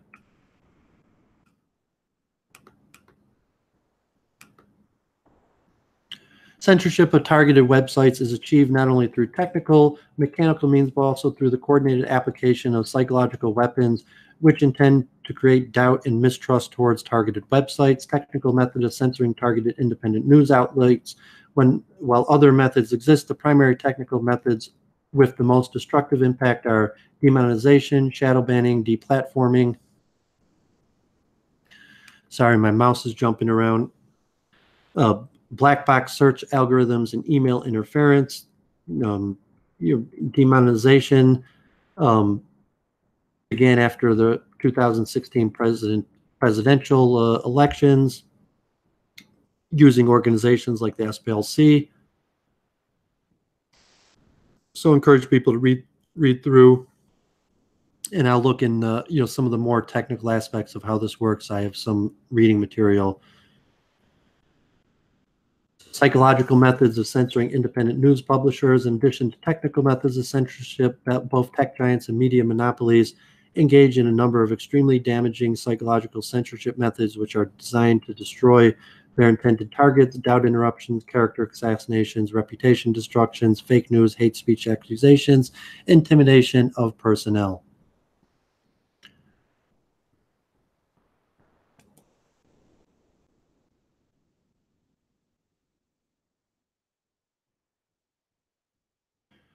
So summary, part 5, internet gatekeepers rely on a vast array of technical censorship tools to oppress, punish, and eliminate their intended targets. Some of the censorship tools operate covertly so that the very targets being censored are not easily aware of the censorship taking place.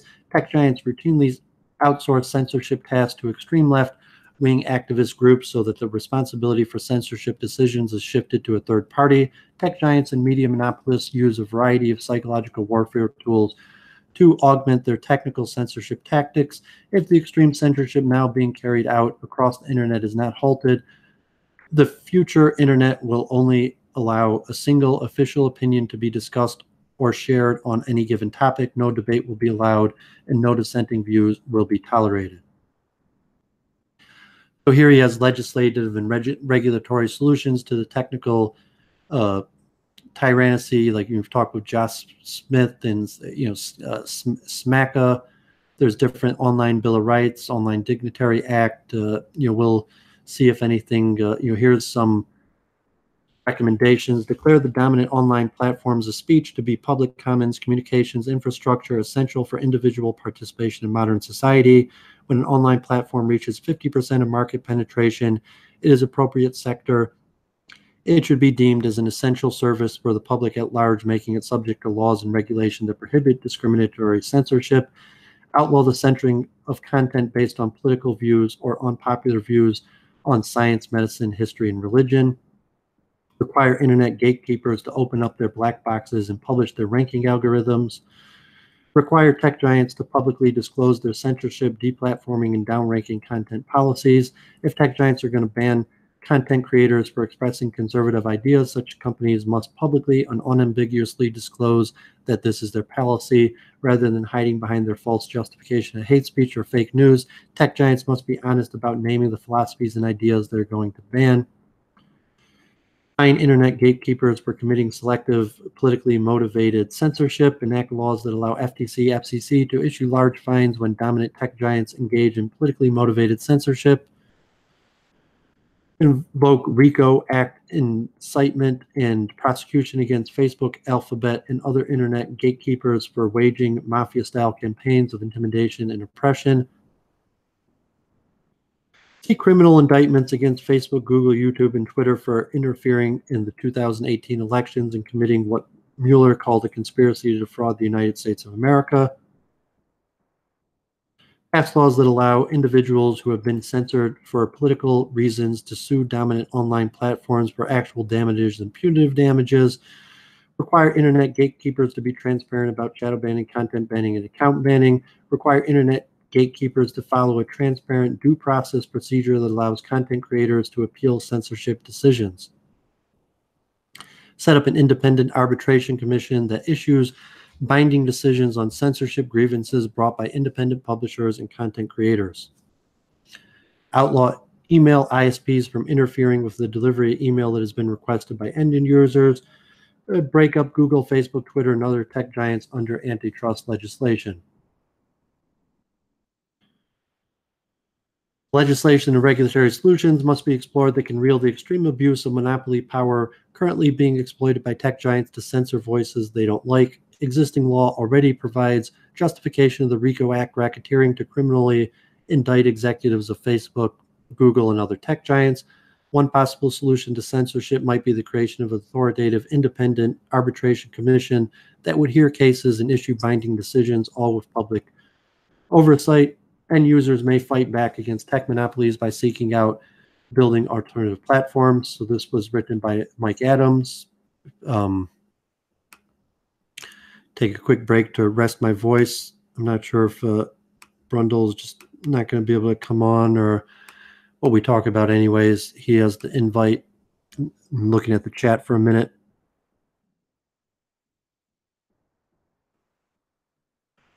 Okay, so I got 5 more academic articles and 5 more PowerPoints. So let's keep going. Here is a research paper on the law review.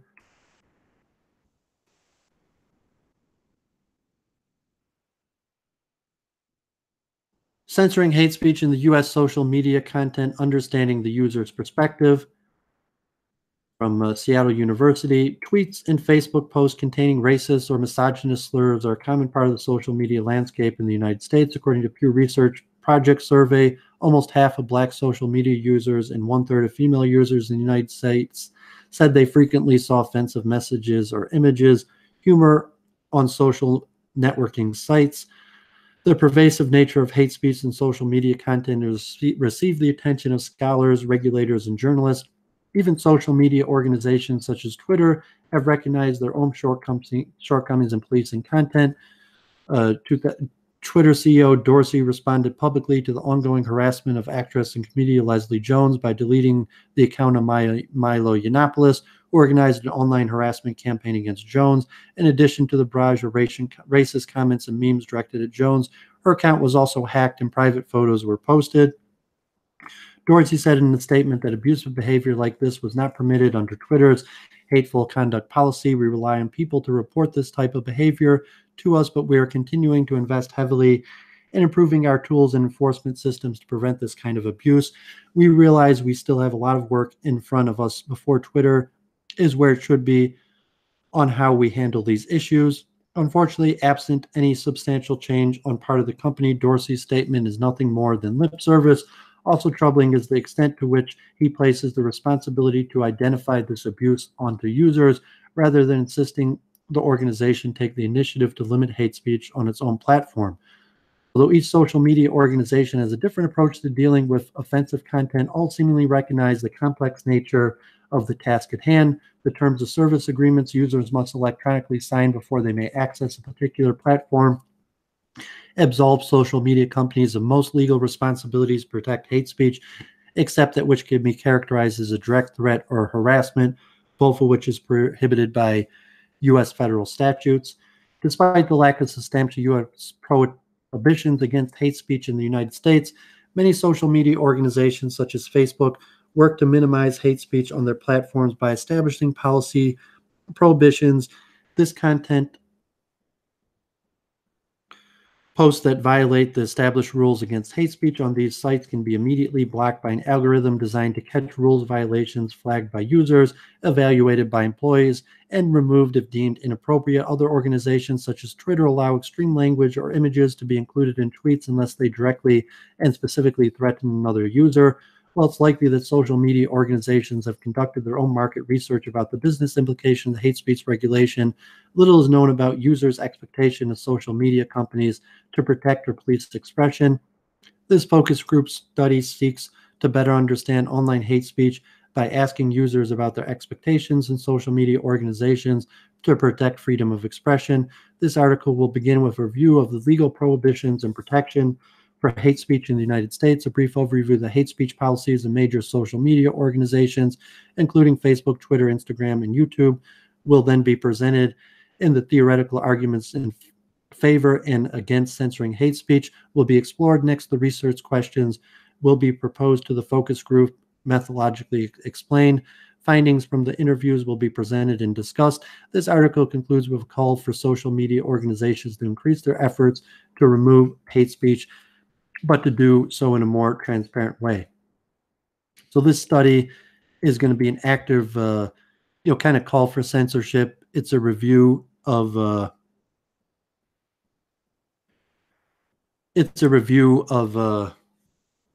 I'm just going to read the review of the literature part in the hate speech legislation coming up to date, and we'll skip their actual study where they determine that your average person, given the fact, promotes censorship and thinks things should be censored.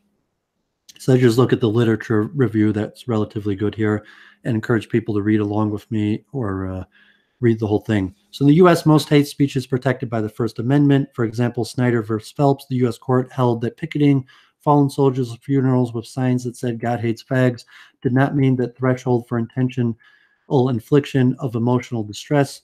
Chief Justice John Roberts wrote for the majority that because this nation has chosen to protect even hurtful speech on public issues to ensure that public debate is not stifled, Westboro must be shielded from tort liability for its picketing in this case. Unless expressions fall into the categories of fighting words, incitement to illegal advocacy, true threats, or the rarely invoked notion of group libel, it is considered protected. Here, hate speech will be defined as expressions that seek to promote, spread, or justify misogyny, racism, anti-Semitism, religious bigotry, homophobia, bigotry against the disabled. Legal protections and prohibition for hate speech in the United States. Fighting words were defined by United Supreme Court in Shapinski versus New Hampshire as those personally abusive epithets which, when addressed to the ordinary citizens, are as a matter of common knowledge inherently likely to provoke a violent reaction. An example of hate speech that might be considered fighting words would be racial or gendered insult uttered about someone's mother. However, since the Shapinski decision, the Supreme Court has been reluctant to find such expression that falls within the narrow definition of the standard. For example, in RAV versus St. Paul 1992 case dealing with the constitutionality of a cross-burning statue, the Supreme Court said that what makes fighting words unprotected are their non-speech elements like regulating a sound truck and the noise of verbal cacophony caused by fighting words that the Supreme Court saw warrants regulation. However, the government may not regulate the use of fighting words based on hostility or favoritism towards the underlying message because the First Amendment imposes a viewpoint discrimination limitation because the Minnesota ordinance applied to fighting words that insult on the basis of race, color, creed, religion, or gender, and not to all fighting words. The Supreme Court found it to be unconstitutional. In addition, the case established the doctrine that said content-based regulations must meet the threshold of strict scrutiny, the highest level of judicial review, which requires the government to demonstrate a compelling interest and for the regulation to be narrowly drawn. Thus, it is possible that content-neutral bans on fighting words may be used to limit hate speech on social media because of the noise it creates in that online environment. The next category that hate speech may fall into is incitement to illegal advocacy in the landmark case Brandenburg versus Ohio, 1969, which reversed the conviction of a Ku Klux Klan leader who had been convicted under Ohio's criminal syndicalism statute for advocating violent political and industrial reform. The U.S. Supreme Court said that the state may not limit advocacy unless it is directed to inciting or producing imminent lawless actions and is likely to produce such actions. The Supreme Court underscored the importance of the imminence requirements in the Brandenburg test, which it said in Hesperus, Indiana, that the state could not punish a protester who said, "We'll take this to the streets," because it was merely advocacy of future unlawful and was not directed at anyone and was not likely to create imminent danger. The imminent standards of the Brandenburg test is what makes it difficult to apply this precedent to cases involving incitement online. In addition to fighting words and incitement, some hate speech may be illegal if it rises to the level of true threats. Unlike incitement to illegal advocacy, the notion of true threats does not include any imminence requirement and therefore may be more suited to guiding regulations designed for an online environment. True threats are defined by the Supreme Court as threats that encompass those statements where the speaker means to communicate a serious expression of an intent to commit an act of unlawful violence to a particular individual or group of individuals. In addition to the common law formation in the late 1990s, Congress also adopted a law that articulates the elements of true threat.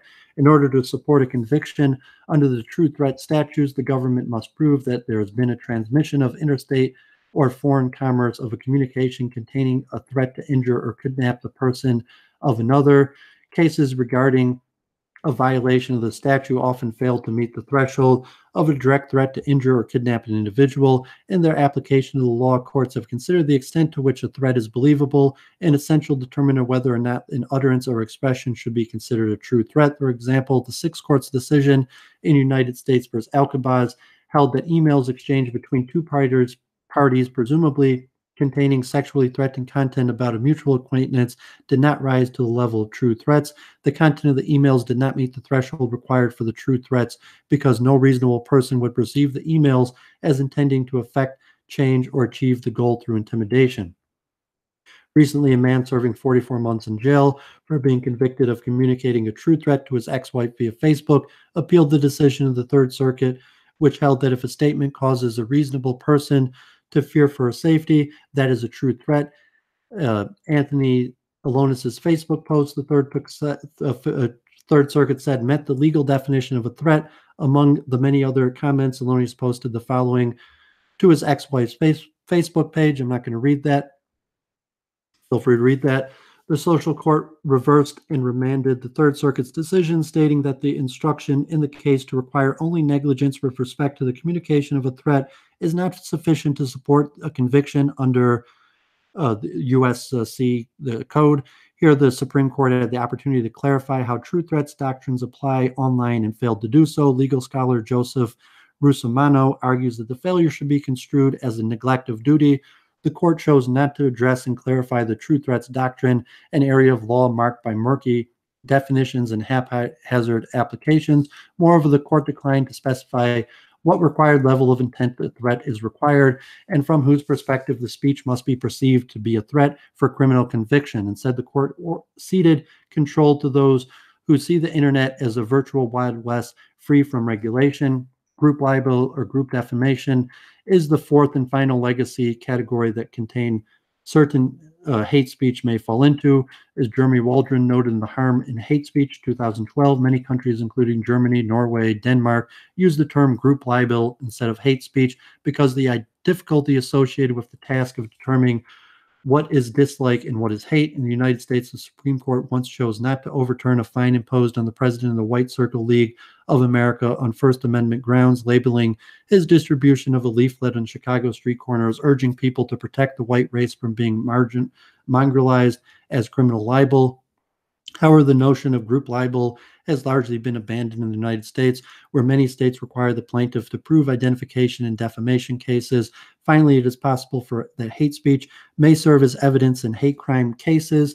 Hate crime laws work by increasing the criminal sentence if the prosecution can show that the perpetrator selected a victim based on their perceived race, nationality, religion, gender, or sexual orientation.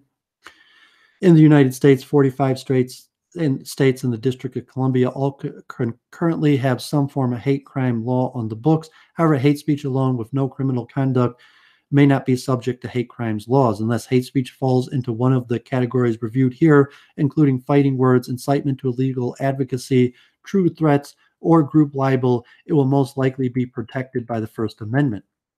This approach differs greatly from Canada, South Africa, the EU member countries, all of which prohibit the use of hate speech in person and online. For example, the Canadian Criminal Code contains a cause of action against the public incitement of others to hatred, says Everyone who, by communicating statements in public places, incites hatred against any identifiable group where such incitement is likely to lead to a breach of the peace is guilty of an indictable offense and is liable to imprisonment for a term not exceeding 2 years or an offense punishable on summary conviction.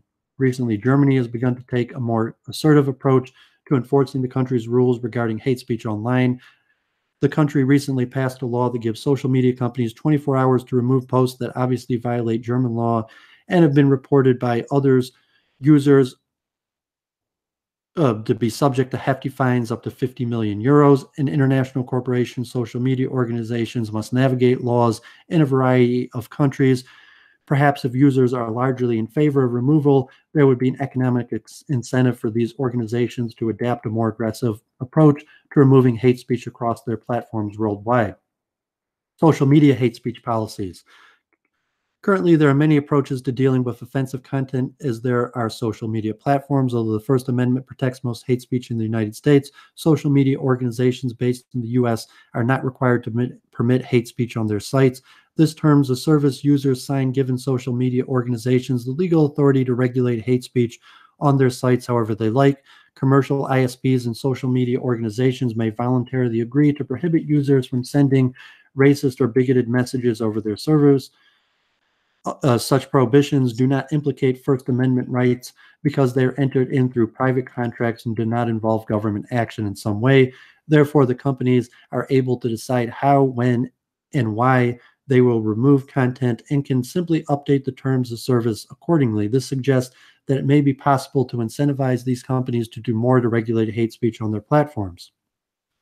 Today, many social media organizations, including Facebook, have community guidelines that strictly prohibited hate speech.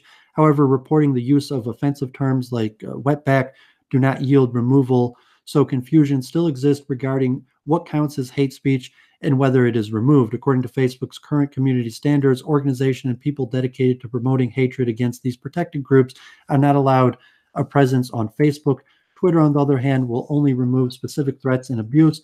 Offensive content is readily permitted on the site. Twitter's terms of service specifically state that users are allowed to post content, including potentially inflammatory content, provided that they do not violate the established rules of the site, as long as there's not a direct threat to an individual, which is prohibited under U.S. federal statute. Twitter does not take issue with offensive tweets, images, or video. Instagram, which is owned by Facebook, says in the long version of its community guidelines that users should share only photos they've taken themselves, post photos that are appropriate for a diverse audience, foster meaningful interactions, follow the law, respect other members of the community, maintain a supportive environment, particularly when it comes to self-harm or injury, and finally, to be thoughtful when posting newsworthy events.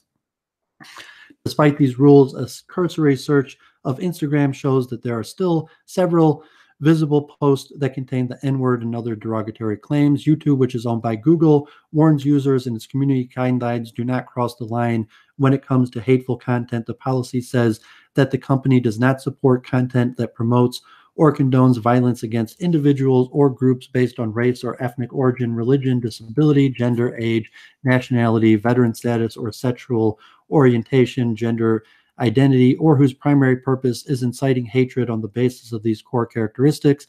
This can be a delicate balancing act, but if the primary purpose is to attack a protected group, the content crosses the line. Finally, text-based sites such as Reddit and 4chan tend to take a much more hands-off approach to regulating hate speech on their sites. Admittedly, managing the process of removing reported posts, images, and videos is a complex task, particularly given the difficulty in determining what content is satirical or humorous and which contains actual harassment or threats. The shifting subjective nature of what hate speech is and how it is defined in places across the globe make its regulation and removal extremely challenging. This is reflected in the ever-changing nature of social media companies' terms of service, which often reference the specific community guidelines presented here. The terms of service users must agree to before accessing social media platforms come in two forms: browse wrap and click wrap. Browse wrap contracts are passive forms displaying and asserting the terms of service via a link. The page will indicate that the user agrees to the terms simply by using the site. Click-wrack agreements, on the other hand, embody more classical aspects of contract formation, at least in form but not in substance. Here, users must actively click agree to indicate their willingness to adhere to the standard rules, although it should be noted that very few users actually read the terms or follow the terms linked to the website. Still, courts have indicated that failure to read the terms does not absolve the user from being bound by those terms. In Fateja versus Facebook, 2012, the court noted that social media users are savvy enough to know what a hyperlink labeled terms of service will contain, and that failure to click on the hyperlink and read the terms of service simply means that the user has failed to inform herself of the contract obligations. Clearly, social media organizations have a substantial amount of discretion regarding what they consider hate speech and how aggressively they pursue the process of identifying and removing hate speech from their platforms. Perhaps if these companies can be convinced that users are in favor of removing hateful content, they will be more likely to do so. However, before considering what users think about this issue, it's necessary to understand the arguments, legal communication,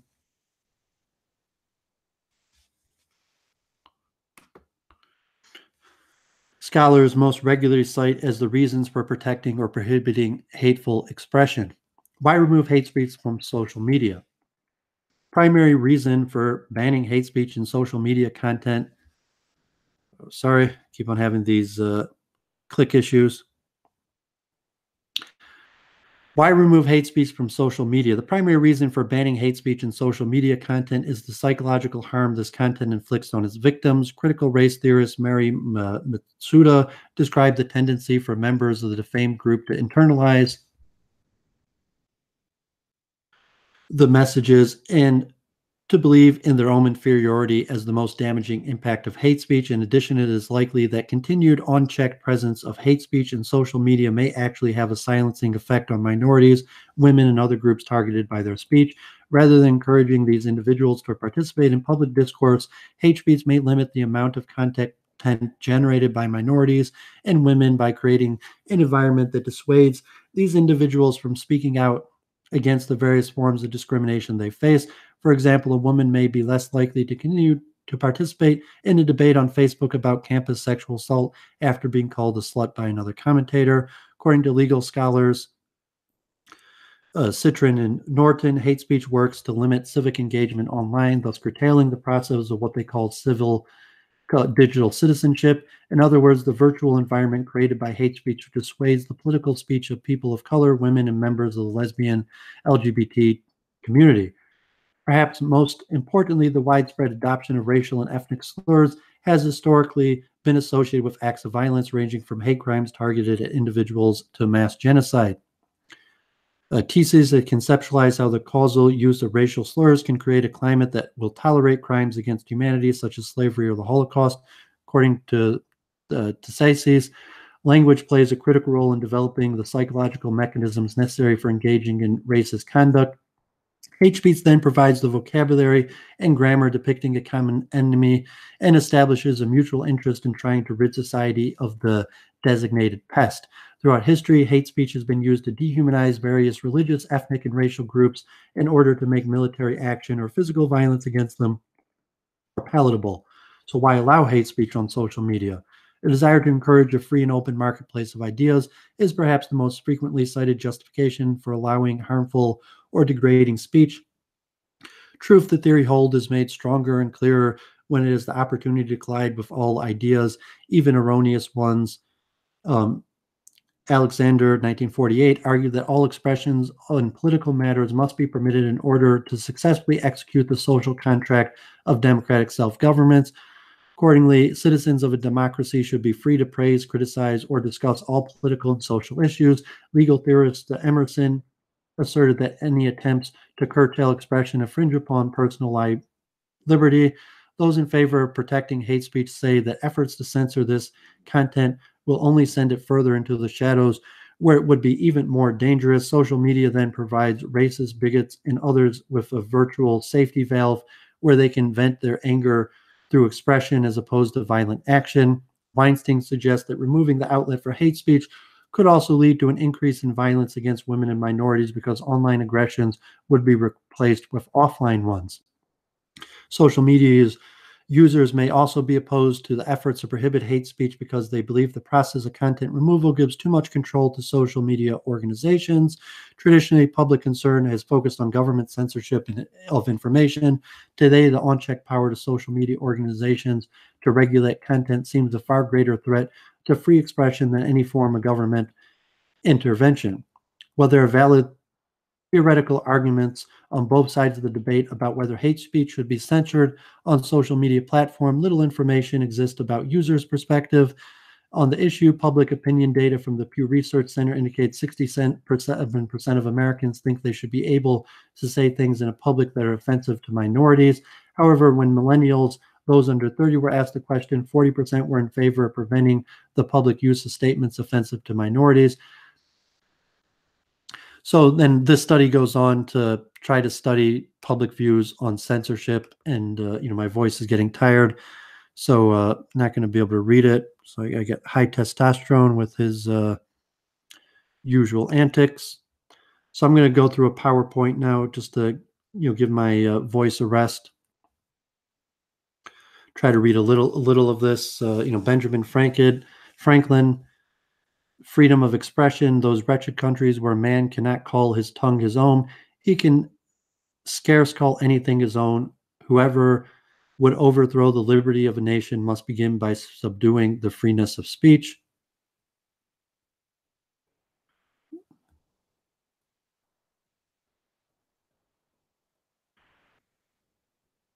So international and national bodies and courts worldwide have demonstrated that the right to freedom of expression is central to the international human rights regime and human dignity. Totalitarian regimes, full control over expressions, opinions, and at the time, conscious, the slave trade and slavery, the Inquisition, the Holocaust, genocide in Cambodia, in Rwanda, the Stalin regime, and the Gulag prisoners of consciousness all over. Free expression is often being targeted on the grounds that is offensive or insulting. Should people in a diverse, multicultural society be protected from the offense and insult in the name of religion or culture, curtailing free speech where necessary? So where do we draw a line? Where is the threshold we're crossing means the space occupied is no longer that of individual freedoms, but that of criminal behavior. So 1946, the very first session, the UN General Assembly adopts Resolution 59. Freedom of information is a fundamental human right and the touchstone of all the freedoms to which the UN is consecrated. Article 19 of the Universal Declaration of Human Rights. Article 19 of the International Covenant of Civil and Political Rights. Everyone has the right of freedom of opinion and expression. This right includes the right to hold opinions without interference and to seek, receive, and impart information and ideas through any media, regardless of frontiers. The further conventions on the human rights of free speech. Article 10, European Convention on Human Rights. Article 13, the American Convention on Human Rights. Article 9, the African Charter of Human Rights and People's Rights. So here's Article 10. Everyone has the right to freedom of expression. This right shall include freedom to hold opinions and to receive and impart information and ideas without interference by public authority and regardless of frontiers. This article shall not prevent states from requiring the licensing of broadcasting, television, and cinema enterprises. The European Court, freedom of expression constitutes one of the essential foundations of a democratic society, one of the basic conditions for its progress in the development of every man. It forms a central pillar of the democratic framework through which all rights are promoted and protected, and the exercise of full citizenship is guaranteed. Yet freedom of expression is not absolute. Both international law and most national constitutions recognize that freedom of expression may be restricted.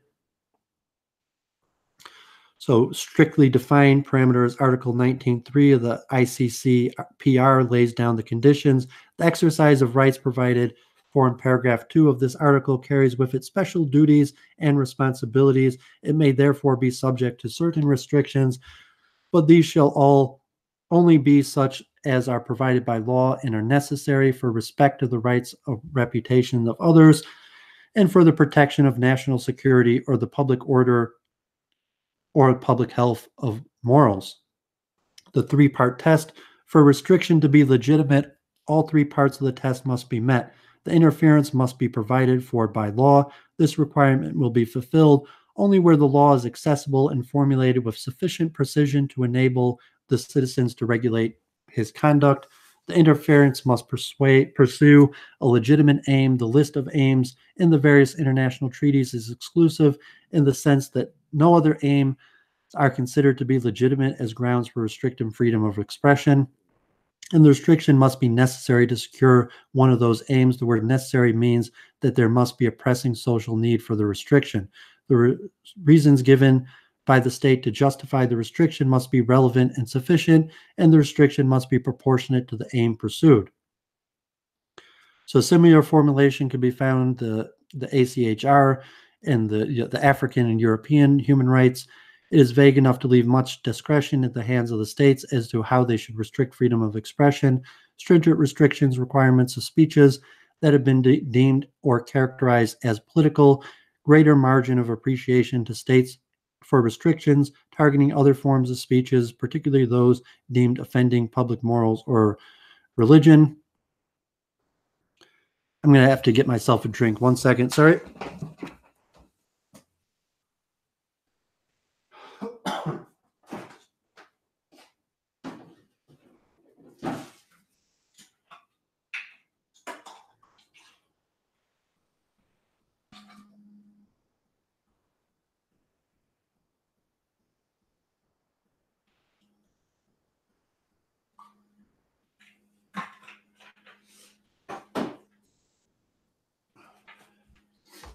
Okay, sorry about that. A lot of important information, losing my voice here.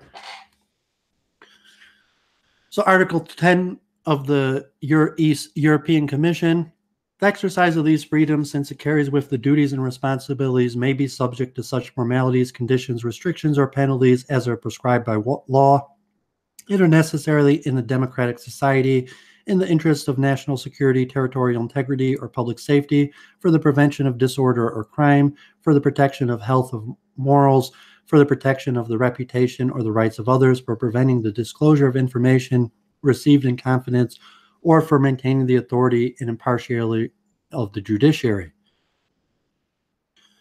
So judiciary performing the task of reconcile freedom of expression with certain imperatives of public interest, such as national security, public order, public health, or morals, and individual rights, such as the right to reputation and the rights of privacy.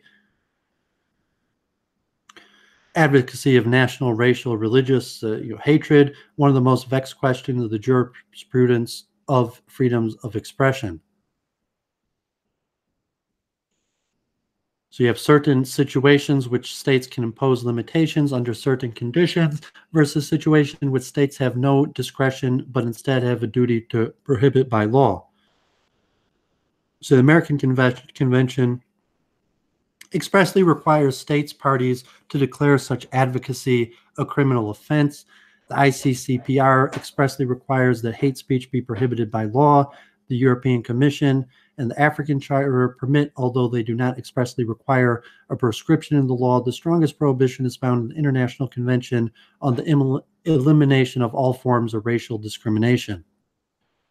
Article 20 of the ICCPR, the prohibition on war propaganda and on hate speech. Any propaganda for war shall be prohibited by law. Any advocacy for national, racial, or religious hatred that constitutes incitement to discrimination, hostility, or violence shall be prohibited by law. This is the only duty the state must abide by as far as restricting freedom of expression is concerned. Article 4 of the CRD, far-reaching protection against hate speech. Article 4 of the CRD places a specific obligation on states parties to declare as offenses punishable by law 6 categories of activity: dissemination of ideas based on racial superiority, dissemination of ideas based on racial hatred, incitement to racial discrimination, acts of racially motivated violence, incitement to acts of racially motivated violence, and the provision of assistance, including of a financial nature, to racist activities. So here's the European Commission case law. It refused to protect attempts to deny the Holocaust, largely on the basis that these fuel anti-Semitism in states, particularly in those in states with a history of anti-Semitism, have the competence to decide whether they would like to legislate specifically against such denials. At the same time, The European Commission has made clear that if the statement in question does not disclose an aim to destroy the rights and freedoms of others or deny established facts relating to the Holocaust, they are protected by the guarantee of freedom of expression. And there's no agreed definition of propaganda or hate speech in international law. Instead, there is marked different regional or national approaches to restricting it. So we say hate speech incites its audience to discrimination or hatred, incitement to violence. The U.S. approach, on the one hand, it protects hate speech unless the speech actually incites to violence and the speech will likely give rise to imminent violence. Very stringent standard. Even speech advocating violence and filled with racial insults will be protected absent showing that violence is likely to occur virtually immediately. As where the EU, European Union approach, substantial differences, the French or German position of the high restriction of freedom of expression, the UK and Hungary, where greater protection has been afforded to a variety of speeches, and the development of specific hate speech regulation for denying the Holocaust or other genocides. So hate speech laws limitations. No one should be penalized for statements which are true. No one should be penalized for the dissemination of hate speech unless it has been shown that they did so with the intention of inciting discrimination, hostility, or violence. The right of journalists to decide how best to communicate information and ideas to the public should be respected, particularly when they're reporting on racism and intolerance. One should not be subject to prior censorship, and any imposition of sanctions by court should be in strict conformity with the principle of proportionality. Hate speech law limitations. Some countries' hate speech laws have been introduced to outlaw extreme expression. The success of such laws has often been questionable, and one of the consequences has been to drive hate speech underground. Many countries' overboard rules in this area are abused by the powerful to limit non-traditional, dissenting, critical, or minority voices, or discussions about challenging social issues. Free speech is a requirement for and not an impediment to tolerance. The role of media, exercise of freedom of expression, and free and diverse media play a very important role in promoting tolerance, diffusing tensions, and providing a forum for peaceful resolution of differences. The case of in Azerbaijan,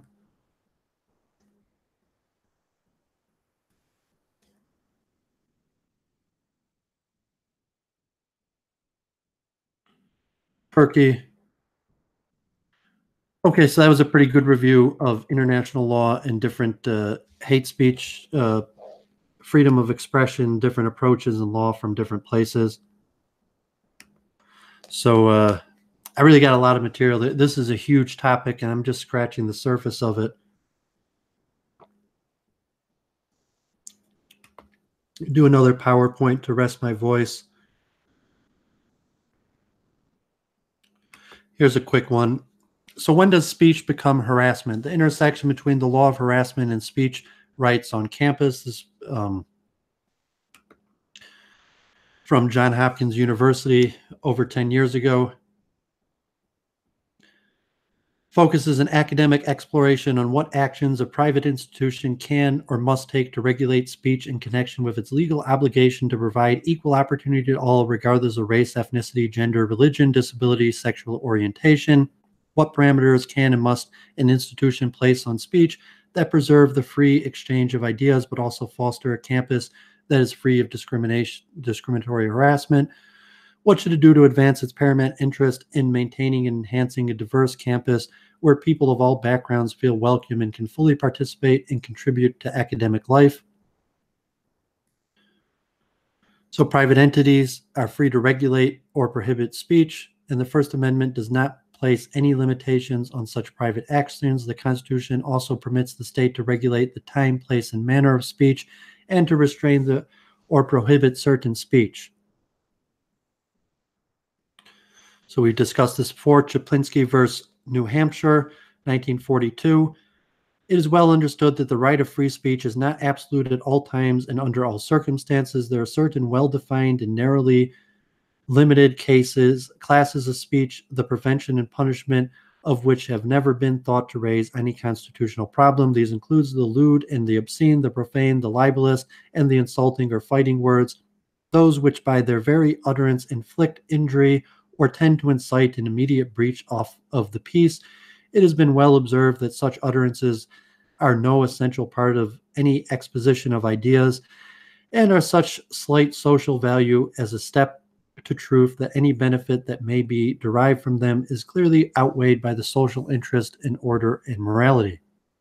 Group libel, in Buhernice versus Illinois, the Supreme Court upheld a libel law which made it unlawful to defame a race or class of people. The defendant has been convicted for distributing a leaflet in part, which was a form of petition, taking a hardline white supremacy position and calling for action to keep African Americans out of a white neighborhood. Subsequent cases, mainly in the area of defamation law, call into question the ongoing viability of this case. However, it remains a historical example of the limits that have been placed on speech, even where the stakes involve criminal liability for the speaker on a matter of public interest. Continuing in context of regulation, laws that make it a crime to speak in a certain context, fighting words, threat, public safety, prohibitions based on the legal obligation to provide a workplace or campus that is free of discriminatory harassment, private institution policy against certain speech in connection with the use of facilities or retaining affiliation or association with private institutions, disciplinary action by private entity, including expulsion and termination for engaging in speech that is offensive, even where such speech may fall short of legal harassment, codes that prohibit hate speech or use epithets or slurs. All the above can be permissible restraints on speech.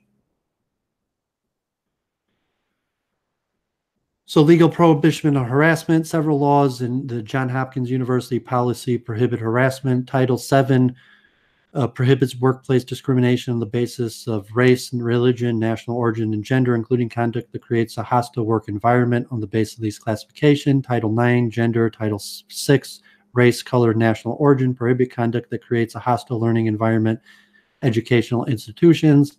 The ADA and Rehabilitation Act prohibit harassment on the basis of disability in both the workplace and in educational programs. State and local laws, which include prohibitions on sexual orientation and gender identity. This is back in 2006. It's been a further case. So what is harassment?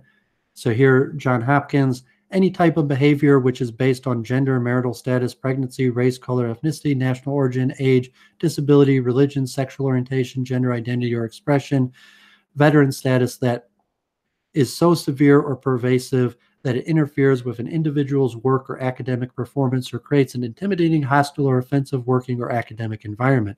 It further states harassment may include, but is not limited to, unwanted physical contact, the use of epithets, inappropriate jokes, comments, or innuendos, obscene or harassing telephone calls, emails, letters or notes, or other forms of communications, or any conduct that create a hostile working or academic environment. The laws of harassment, content matters, severity and pervasiveness, impact of the speech on the individual or protected group, isolated comments versus pattern or repeated comments, whether content is necessary or relevant in the context. And laws of harassment, context also matters, workplace versus campus bulletin board, public space versus residential, espousal of viewpoint versus directing comments at specific person, location, on campus or off campus, work or home, the use of the institution's resources. Harassment law is not a civility code, but rather focuses on the impact of the speech on the environment. In the workplace, the law prohibits behavior that is so objectively offensive as to alter the conditions of the victim's employment. In an academic setting where speech in effect denies or limits a student's ability to participate in or benefit from academic life, it would constitute illegal harassment. The reasonable person standard, conduct speech must be evaluated from the perspective of a reasonable person in the alleged victim's position, considering all the circumstances. This means that the environment in which the speech occurs is relevant. Put yourself in the shoes of the listener and consider how the conduct would be perceived by the person in the particular context. So who's speaking? Person with authority versus a peer or subordinate.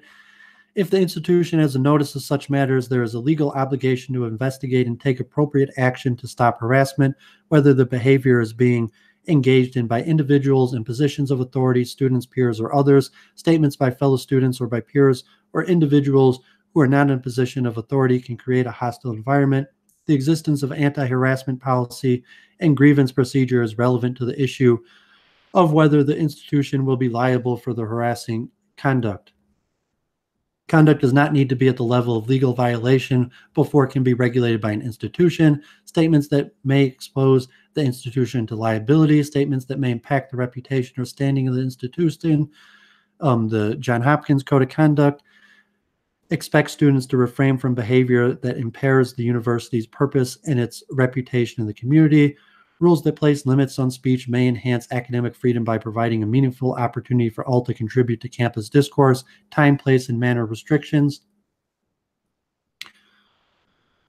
So here's some scenarios. I read that. I don't have any direct connection to Johns Hopkins, but wanted to read that. It's interesting. So let's keep on going.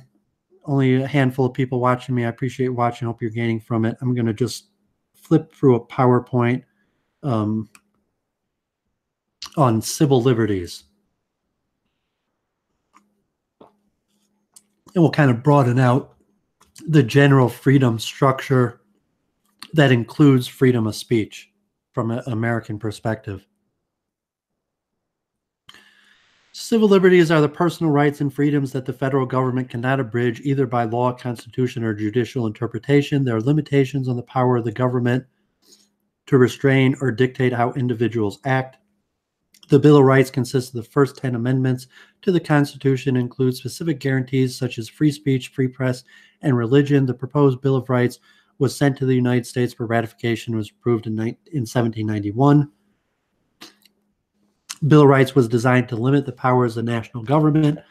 1868, the 14th Amendment was added to the Constitution. Its language suggested that the protection of the Bill of Rights might also be extended to prevent state infringements on those rights. The amendment begins, no state shall deprive any person of life, liberty, or property without due process. The Supreme Court did not interpret the 14th Amendment the way until 1925, Gitlow versus New York. In 1925, an incorporation doctrine, the court ruled in Gitlow versus New York that states could not abridge free speech due to the 14th Amendment's due process clause. This was the first step in the development of the incorporation doctrine, whereby the court extended the Bill of Rights protections to restrict state actions. Not all of the Bill of Rights has been incorporated. For example, the Second and Third Amendments have not been incorporated, so that states can voluntarily do Second Amendment restriction. Freedom of religion. First Amendment states Congress shall make no law respecting an establishment of religion or prohibiting the free exercise thereof. I'm not going to have time to read through, but just to clear my voice, I'm going to go through these.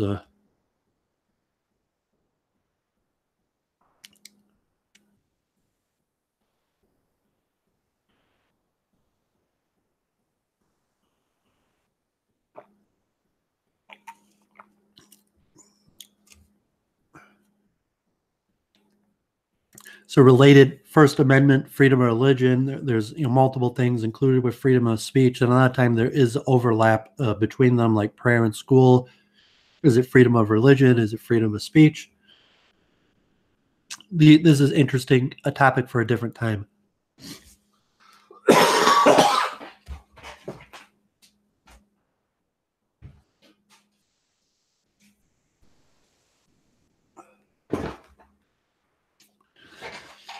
Freedom of press. The United States, we have the right to speak our mind within some broad limits. Make no law. The courts have frequently wrestled with the question of whether freedom of expression is absolute. Does no mean no? Supreme Court Justice Hugo Black believed that the words no law literally meant that Congress shall make no law abridging the fundamental rights of the First Amendment. So the balance and attempt to draw the line separating permissible from impermissible speeches. Judges have had to balance freedom of expression against competing values like public order, national security, and the right to a fair trial. The Alien Seditions Act of 1798. The acts were designed to silence criticism of the government. It made it a criminal offense to publish any false, scandalous writings against the government of the United States. A new Congress allowed the acts to expire before the Supreme Court had a chance to rule on the constitutionality of the laws. Speech during the Civil War. President Lincoln suspended the free press provision of the First Amendment. President Lincoln also ordered the arrest of editors of 2 New York newspapers. Congress supported. The Espionage Act of 1917. World War I anti-German feelings ran high. Law curtailed speech and press during World War I. The law made it illegal to urge resistance to the draft and even prohibited the distribution of anti-war leaflets. Nearly 2,000 Americans were convicted under the Espionage Act. And then you had Schneck versus United States, 1919. The Supreme Court upheld the convictions of Schneck, Secretary of the Socialist Party, for interfering with the draft. The bad tendency test was used by the court. Engaging in speech that had a tendency to induce illegal behavior was not protected by the First Amendment. Holmes sought to allow limits to the First Amendment. Justice Holmes defined the clear and present danger test and the Schneck test. Even the most stringent protection of free speech would not protect a man falsely shouting fire in a crowded theater. Debs versus United States, 1919. Debs, the court upheld the conviction of Eugene V. Debs, a socialist candidate for the U.S. presidency, because his anti-war speeches had the tendency to obstruct recruitment efforts. While serving his 20-year prison sentence, he received nearly 1 million votes in the 1920 presidential election and was later pardoned by President Harding. Libel and slander. Libel is written statement that defames the character of a person. Slander is spoken words that defame the character of a person. In the U.S., it is often difficult to prove libel or slander, particularly if public persons or public officials are involved. Obscenity. Efforts to define obscenity have been perplexed courts for years. Public standards vary from time to time, place to place, and person to person. Works that some call obscene may be art to others. Justice Potter Stewart once said that he couldn't define obscenity, but I know it when I see it. The ambiguity of definition still exists and is becoming even more problematic with the internet. No nationwide consensus exists that offensive material should be banned. Courts have consistently ruled that states may protect children from obscenity, while adults also often have legal access to the same material. Although the Supreme Court has ruled that obscenity is not within the area of constitutionally protected speech or press, it has proven difficult to determine just what is obscene. So different cases, Miller versus California, the three-pronged test for obscenity. In order to meet the definition of obscene material, articulating the case, 3 conditions must be met. Whether the average person applying contemporary community standards would find that work taken as a whole appeals to the prurient, unwholesome interest or desire interest, whether the work depicts or describes in a patently offensive way sexual conduct specifically defined by the applicable state law, whether the work taken as a whole lacks serious literary, artistic, political, or scientific value, which I covered in other PowerPoints. So types of protected speech: symbolic speech. Symbols, signs, and other methods of expression the Supreme Court has upheld as constitutional. A number of actions, including example of protected symbolic speech, would be the right of a high school student to wear armbands to protest the Vietnam War, flying a communist red flag, burning the American flag, flag burning, banning the American flag as a form of protected symbolic speech. It was upheld in 1989, 5-4 decision. Pentagon Papers, prior restraint, a government action that prevents material from being published. The Supreme Court has generally struck down prior restraint of speech and press. In New York Times versus United States, the court ruled that the publication of top secret Pentagon Papers could not be blocked. Hate speech is a new frontier. Campus speech codes, city ordinances, and the Communication Decency Act are just a few examples. Politically correct speech. This controversy grew out of the movement colleges to ban offensive speech. Incidences in which reprimanded students have challenged the college's code of speech have been challenged successfully by the ACLU. The Second Amendment, criminal defendants, Fourth Amendment, search and seizure, Fifth Amendment, it's a good review. People should go over these. They're all important. Right to privacy. Supreme Court has also given protection to the rights not specified, specifically enumerated. The court has ruled that though privacy is not specifically mentioned in the Constitution, the framers expect some areas to be off limits to government interference, which include things like Roe v. Wade, abortion. Here's an example of states with abortion restrictions like Michigan, partial birth abortion bans, parental consent requirements, and mandatory waiting periods, versus states like New York that have absolutely no restrictions. Current, privacy, homosexuality. Court has declined to extend privacy rights to protect homosexual acts. 1986, the court upheld the Georgia law against sodomy in a 5-4 decision in the case of Bowers versus Hardwick. However, in 1996, the court ruled that a state could not deny rights to homosexuals simply on the basis of sexual preference. The right to die, that's been continued, obviously, to current marriage. The right to die. 5-4 ruling, court rejected the right to privacy in such cases, but argued that living wills written when competent were constitutional. 1997, the court ruled that there was no constitutional right to assisted suicide. So very interesting. I think I got a few more PowerPoints. Thank you for joining me, Frank Martin. I have a lot of things. I do these public study sessions where I just I'm going over different material that is interesting to myself and to viewers. I have all different types of materials. I appear on other shows. Like I'm a deeply religious man. I'm an engineer. I'm involved in a lot of activities. So right now, my just public study session on the current state of hate speech, free speech, internet censorship, and deplatforming. What's the law? What are the theories? As shown, like my conversation with E. Michael Jones was put into limited state by YouTube. So I got a few more PowerPoints and then a few more articles. Let's keep it going. So we see there's big differences nation to nation on hate speech. We look at cyber crimes.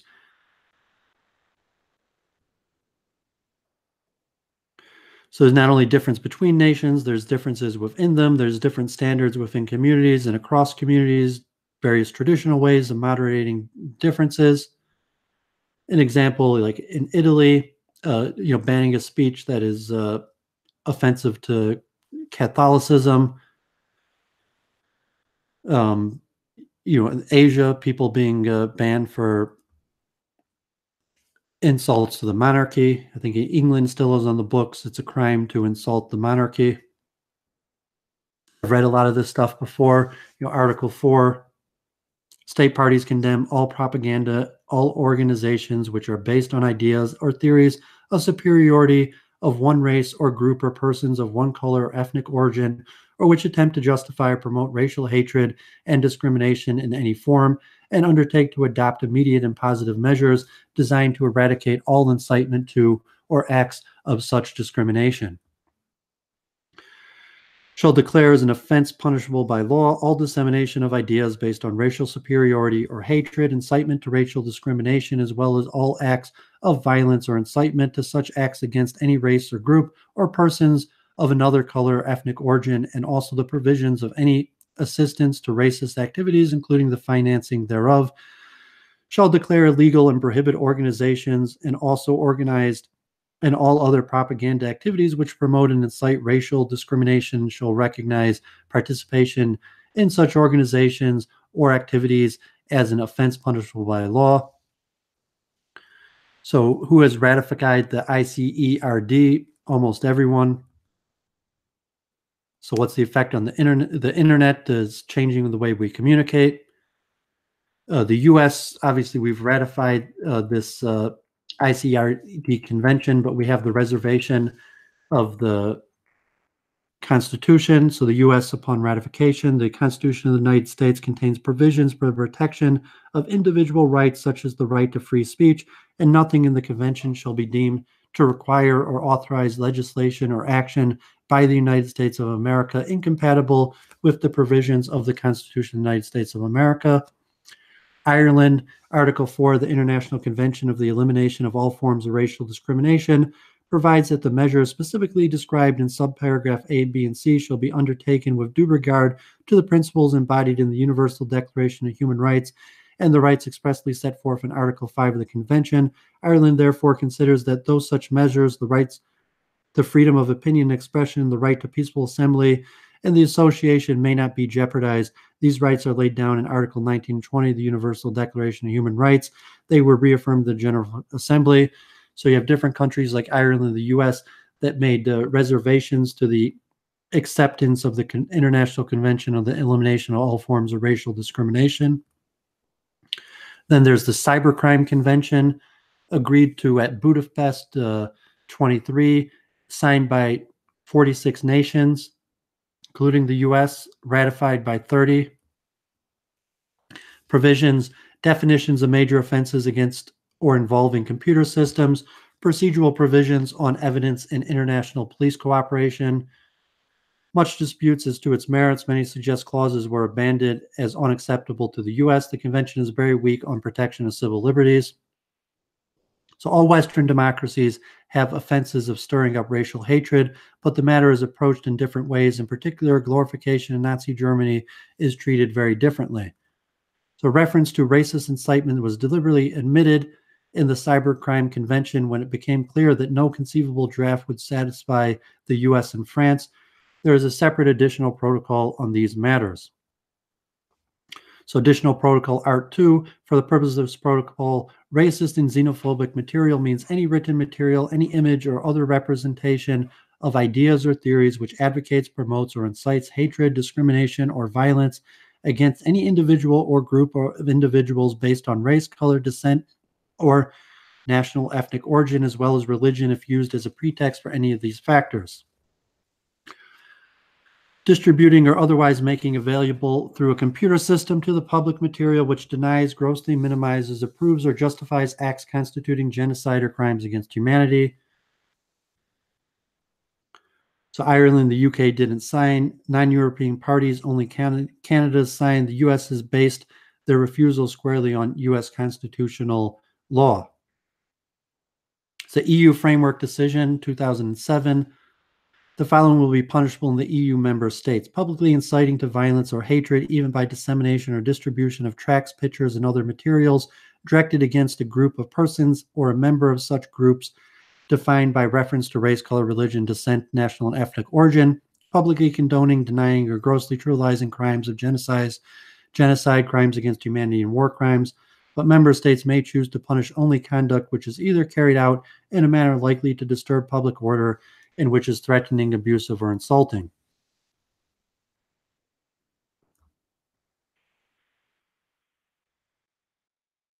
The Tobin case,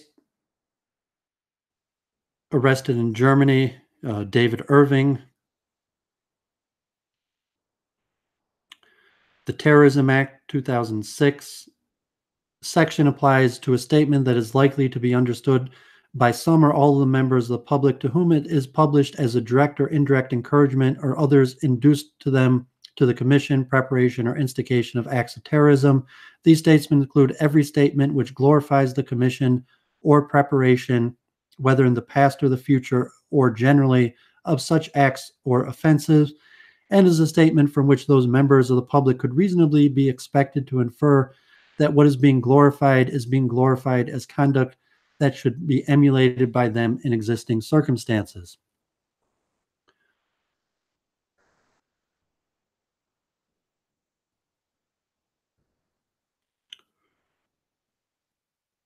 So regarding David Irving, the charges which I've found to be substantially true include the charges that Irving has, for his own ideological reasons, persistently and deliberately misrepresented and manipulated historical evidence, that for the same reasons he has portrayed Hitler in unwarrantedly favorable light, principally in relation to his attitude towards the responsibility for the treatment of Jews, that he is an active Holocaust denier, that he is anti-Semitic and racist, and that he associates with right-wing extremists who promote neo-Nazism. Other cases: Ireland, U.S., more lenient law than Europe. Is the U.S. a haven? More and more websites in the U.S. may or may not be a real U.S. connection. Congress, obviously we have a First Amendment protection. So is the U.S. truly a haven for racist? Van Barkham, Internet Hate Speech, 62 Washington Lee Review, Brandenburg versus Ohio. We've covered this many times. So these slides are from Europe, and they're making the point that people could skirt European law by having websites hosted here in the U.S. So at Virginia and Black, you have to locate an actual victim of a particular ordinance. Here in America, there actually has to be an imminent threat of danger to a specific person. What about global corporations that operate globally in conflict of interest, that selling of Nazi materials online to Google's terms of service?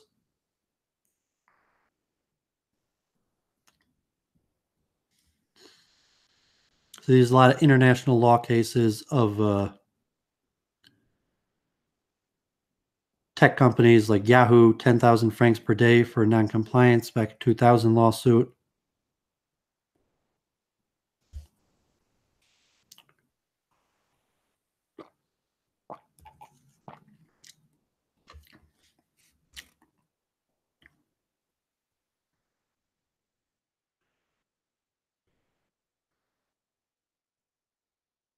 Okay, so I want to get a little international law there. So I was trying to show a little current status of the international law that complicates these matters, and different nations having different approaches. And obviously the US is one of the most protected areas of anyone. There's more free speech here in the US, and hence most of these companies are headquartered here in the US, even though they interact globally. And I actually have some research papers that'll show later on international censorship.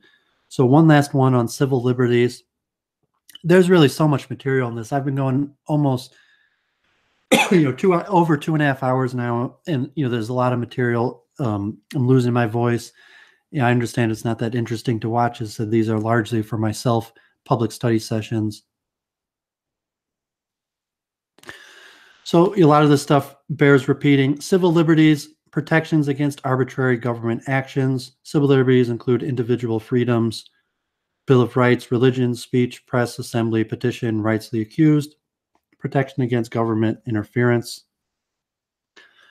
Unalienable rights, specific rights which cannot be transferred to another person. Proclaiming independence, forefathers declared, we hold these truths to be self-evident, that all men are created equal, and that they are endowed by their Creator with certain unalienable rights, that among these are life, liberty, and the pursuit of happiness. Section 1, the unalienable civil rights. The Bill of Rights guarantee our civil liberties. Courts are the major guarantees of civil rights. Without the 5 freedoms of expression, democracy could not exist. Individual rights are included because the people demanded them. Civil rights and limited government. This means the government has only those powers the people give it. The framers limited government to protect the liberty of the people. The Constitution is filled with guarantees of personal freedom and restrictions placed on government. The difference between a democratic government and dictatorial government lies in the degree of the government authority. Government authority is unlimited in a dictatorship. Opposition is put down harshly. All forms of expression must glorify the state. In our democratic government authority is closely limited. Peaceable opposition to the government is encouraged. So English ancestors waged a long struggle for individual freedom.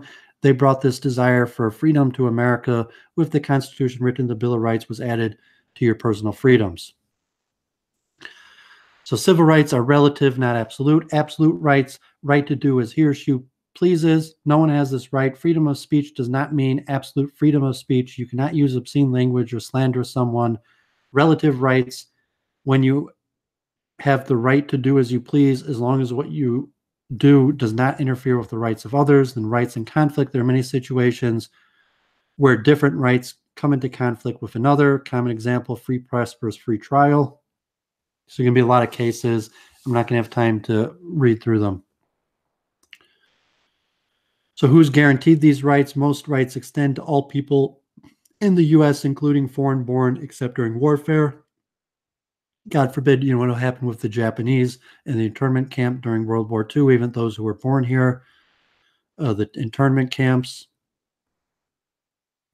And wasn't in the 1980s where President Reagan signed into law paying $20,000 to the people that 35 years early, close to 40 years earlier, were interned in camps.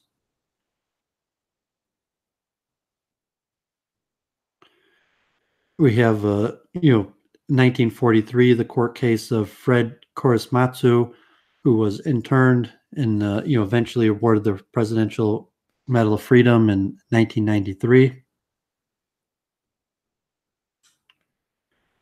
So the 14th Amendment, even though the Bill of Rights does not apply to the states but to the national government, the states cannot deny basic civil liberties, our 5 freedoms, to the people because the state constitutions contain a Bill of Rights, plus the 14th Amendment due process clause, corrective procedures have been followed, and everyone has a right to be heard. That is fair and equal treatment under the law does apply to the states. No state shall deprive any person of life, liberty, or property without due process. Due process means a person cannot be denied his basic right. The court has nationalized the Bill of Rights by saying that the protection applies to the states. In a long series of cases starting in 1925, the court has said the states cannot abridge rights the federal government cannot abridge. The court has said that each of the First Amendments guarantee covered by the 14th Amendment also applies to the states. In many cases, the court declared a state of law unconstitutional, in fact, over 1,000 times, as a violation of the 14th Amendment due process clause.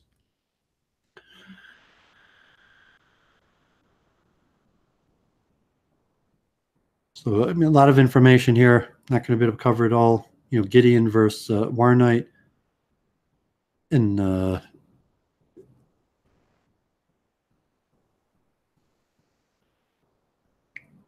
religious freedom. So all this is important. I'm not talking the history of all rights in America. I'm trying just to focus on speech here.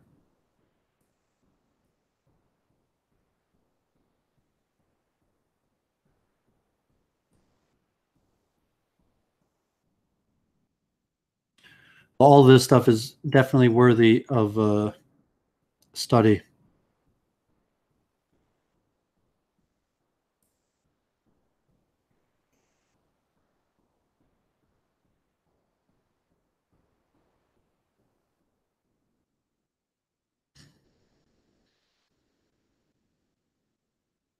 Pledge of Allegiance, interesting. Can you force people to make the Pledge of Allegiance? The Jehovah's Witness, very interesting. We have time for another discussion.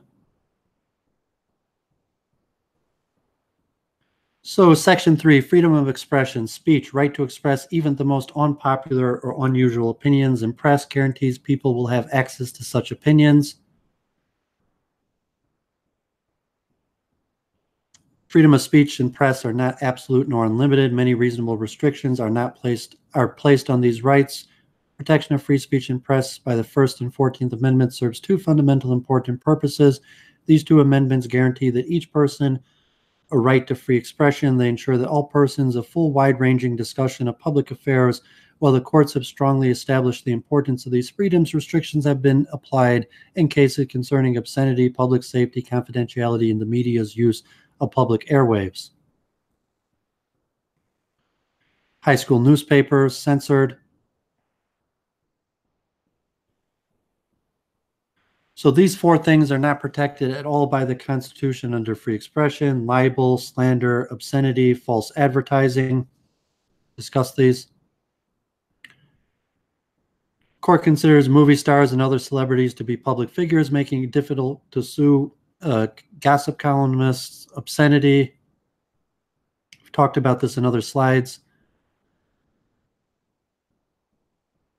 This actually has more detail than the others, but I'm losing my voice, so I'm not going to have time to cover all these court cases. Prior restraint. Censorship of material before it is spoken or published. Censorship before the fact, being stopped before you do it.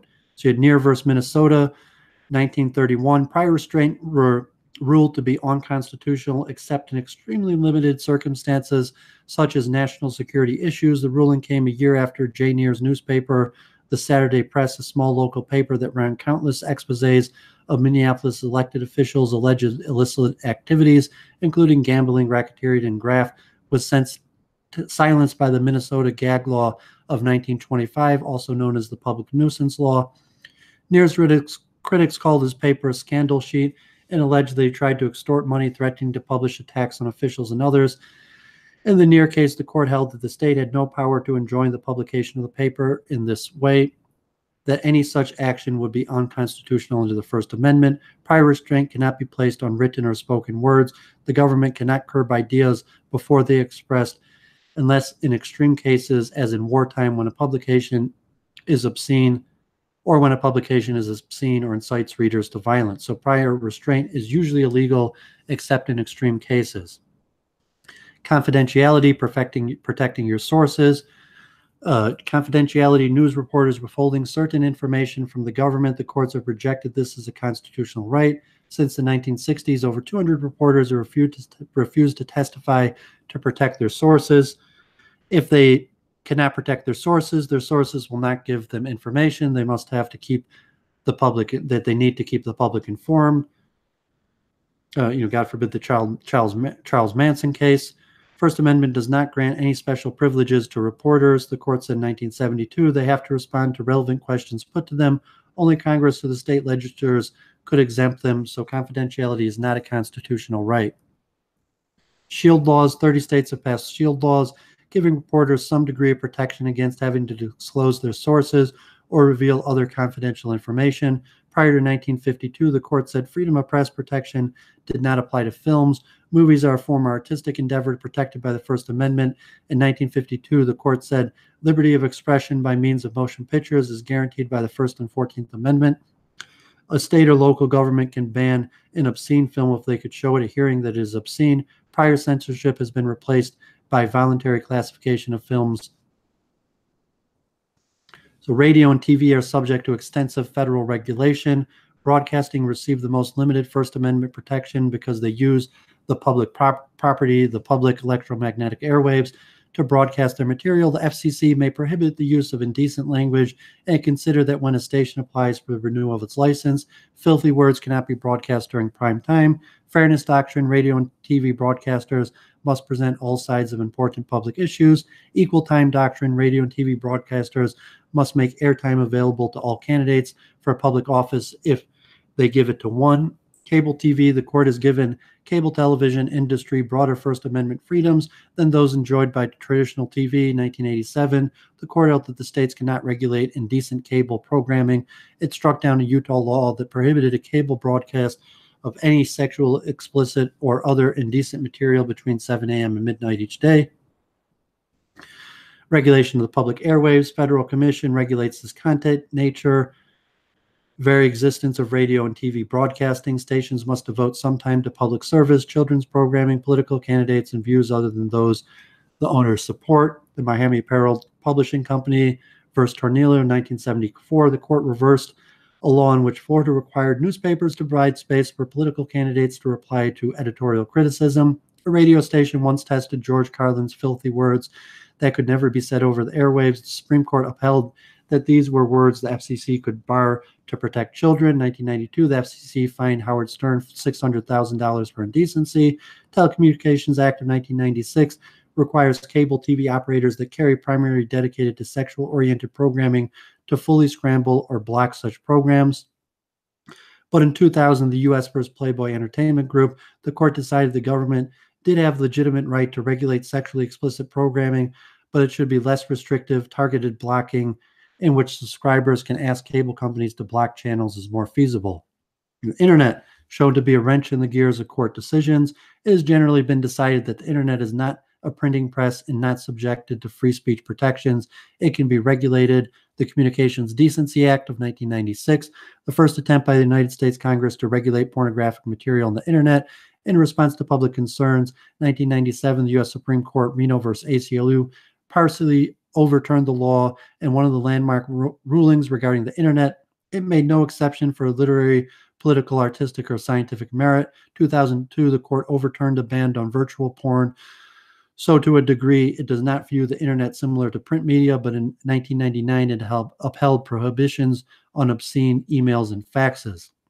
In the Broadcast Decency Enforcement Act 2005, increased tenfold the penalty that the FCC can impose to $325,000. The legislation did not change the broadcast decency standards that are already on the books. It gave the FCC the means to enforce decency standards more efficiently. The court has opposed laws that have shut down nude dancing when zoning ordinance prevented all live performances. They've upheld in cases when the effect of overall expressions was minimal. Feminist and conservative Christians have formed alliances against pornography, arguing they're degrading and harmful to women. Cities have passed many of these ordinances, but state courts have shot them down on First Amendment grounds. The Supreme Court has yet to hear a case of this manner. To summarize the internet restrictions on free speech, in 1996, Congress passed the Communications Decency Act, making it illegal to transmit indecent materials via the internet. The law was challenged and went to the Supreme Court in 1997. This act of Congress was declared unconstitutional, so today speech on the internet is virtually unregulated. You have symbolic speech, nonverbal speech, through the use of symbols such as flags, burning draft cards, buttons, wearing armbands, a person's expression by conduct rather than oral published form. The court has ruled some forms are acceptable where others are not. Picketing, patrolling of a business site by workers or strike. Peacefully picketing is protected by the First and 14th Amendment. The court in 1940 said it was not a crime to loiter about or picket a place of business to influence others, not to trade or work there. However, picketing a set in a background of violence may be prevented. Peaceful picketing may be restricted if it is for some illegal purpose. Murder, arson, and robbery cannot be used as symbolic speech. Burning of draft cards, protest the Vietnam War. Court in 1968, U.S. versus O'Brien, who had burned his draft card in front of a sizable crowd, said you cannot violate a federal law that makes it a crime to destroy or mutilate these cards, so burning draft cards has been ruled a crime. Armbands, wearing a black armband class publicized their opposition to the war. Different cases. Court ruled in 1969 that suspension for wearing armbands was unconstitutional. Court said it can hardly be argued that either students or teachers shed their constitutional rights to freedom of speech or expression at the schoolhouse gate. They also said school officials do not possess absolute authority over their students, so it is legal to wear armbands to protest the war, but you cannot burn a draft card. The tinker, lower courts have relied on tinker in rulings of school attire, allowing nose rings and dyed hair, for example, but disallowing clothing displaying a Confederate flag. 2007, the court weighed another student expression. Frederick versus Morris ruling that the schools could limit student speech that seems to advocate illegal drug use. Privacy rights at school, search and seizure.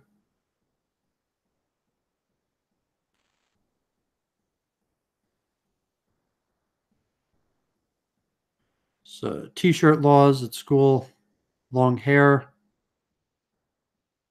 flag burning, discussed earlier.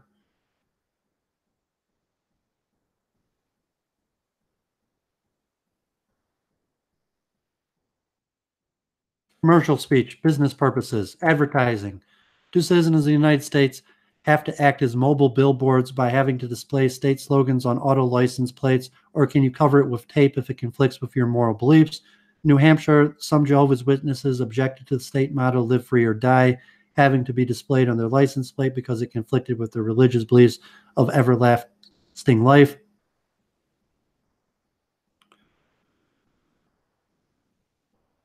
So they were allowed, the court ruled that you could cover the state motto with tape. Commercial speech is far more restricted than religious, political, or other speech. The Federal Trade Commission decides what goods may be advertised on radio or TV. Cultural changes have made a big difference over the changes. FTC tries to ensure truth in advertising, but there are often overt references to products improving one's love life. Excedrin was forced, though, to remove ads that suggested it stopped pain other than headache based on tests given in childbirth. Courts have recently asserted that the Constitution does protect free speech by overturning state laws banning commercials on condoms, abortions, casino gambling, and legal services. Advertising abortion services in the newspaper, 1975 was said legal. Prescription drug price advertising, contraceptive advertising, tobacco, sniff, liquor prices. 1996, court unanimously struck down a state law that prohibited ads in which liquor prices were listed. Attorneys, advertising services and fee. Utility companies inserting statements on monthly bills on controversial public issues. Putting political pamphlets in your mailbox without putting postage on it. 1981, the court said this was not a constitutional right. So freedom of speech and national security. What are the limitations national security imposes on freedom of expression? Are those who seek to destroy the U.S. protected by constitutional guarantees? The government has the right to protect itself against internal subversion, domestic threats to national security, while preserving individual freedom. So the nation must protect itself and preserve individual freedoms at the same time. The government may punish espionage, sabotage, hindering the war or defense effort, and treason, giving aid to the enemy. Freedom of speech and national security continued. Because sedition, undermining legal authority, or inciting rebellion against the government involves the use of spoken or written words, it presents a more delicate problem. Here there is no violence or betrayal. The court has said that seditious words must pose a clear and present danger. The Aliens and Sedition Act of 1978. This act was intended to stifle the opposition of John Adams and the Federalists. This was Congress's first attempt to curb opposition to the U.S. government. It was a crime to utter or publish false or scandalous statements with intent to defame the government. The president could deport any undesirable alien. 25 people were fined or jailed for violating them. They were unconstitutional or later repealed. The Espionage Act in 1917, crime to encourage disloyalty, interfere with the draft, obstruct recruiting, incite insubordination in the armed forces, to hinder the sale of government bonds.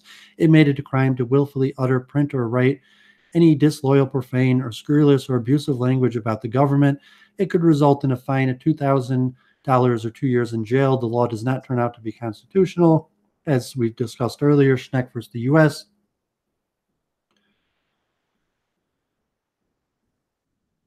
Smith Act in 1940 made it unlawful for any person to advocate the violent overthrow of the government or to be a member of a group with such an aim. The court has said this law was legal, but prosecutions under it are difficult. Freedom of assembly, the right of people to unite many voices as one, and petition. Focus, what limitations exist on assembly and petition. It does not guarantee the right to incite others to violence, riot, block a public street, close a school, endanger life, property, or public order. Protesters are not free to disrupt the classroom or to shout down a speaker, so disturbing the peace or causing harm are not protected. So there's two facets of freedom of assembly: literal rights to gather together in a group and right to associate with those who share a common interest. The right to assemble can conflict with other values if it disrupts public order, traffic flow, peace and quiet, or the freedom of bystanders to go about their business. The right includes picketing, parading, and protest. Groups must also often apply for a permit and post a bond of usury, usually for a few $100s. They must pledge to demonstrate at a time and place that allows the police to prevent major disruptions. There's virtually no limitations on the content of a group's message. Harassment is not allowed. Pro-life protesters have often been accused of this, particularly Operation Rescues, who use extreme measures to prevent women from obtaining abortions. 1994, Congress passed a law that focused on abortion clinic protesters. The court also decided in 1988 that picketing residential property was off limits. Time, place, manner regulation. Government can enforce reasonable rules covering assemblies to keep the public peace. These rules must precisely drawn and publicly administered. You cannot make noise or cause any other diversion near a school. You cannot conduct a demonstration near a courthouse to influence court proceedings. The responsibility to keep a demonstration from growing into a riot or to control traffic can be used as an excuse to prevent speech. Demonstrations on jail premises may be forbidden. Demonstrating on public property. Demonstrations would take place on streets, sidewalks, parks, and public building. Public property is used to bring the message to those not aware of it and to reach those who may not agree with them. Demonstrations usually involve some conflict because a clash of ideas is normally present and heat is normally generated. The court has upheld laws requiring permits and advance notice for demonstration. Guidelines have been set on when to stop an unpopular group when activities have excited others to violence. Gregory versus Chicago, 1969. Under police protection, Dick led a group as they marched, singed, and changing and carrying placards from the city hall to the mayor's home 5 miles away. They demanded the firing of the city's school superintendent and end to de facto segregation of the city's schools. Hundreds of onlookers gathered and traded insults and threats. Rocks and eggs and other missiles were thrown at the marchers. Fearing violence, police ordered Gregory and his group to disperse. They refused and were arrested and charged with disorderly conduct. The court unanimously overturned their conviction It said the marchers had done no more than exercise their constitutional right of assembly and petition. The disorders were caused by the residents and others, not by the demonstrators.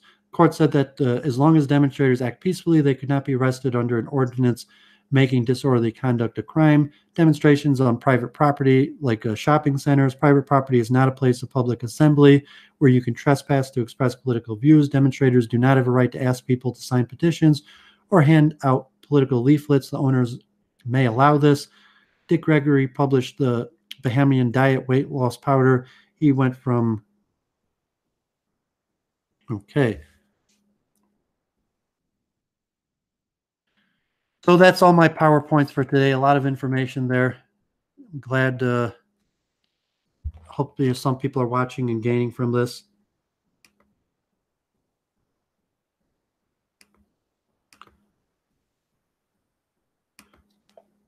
Okay, so I have a few more papers that I want to read over, some studies more pertinent to what I wanted to talk about. Actually, very interesting information.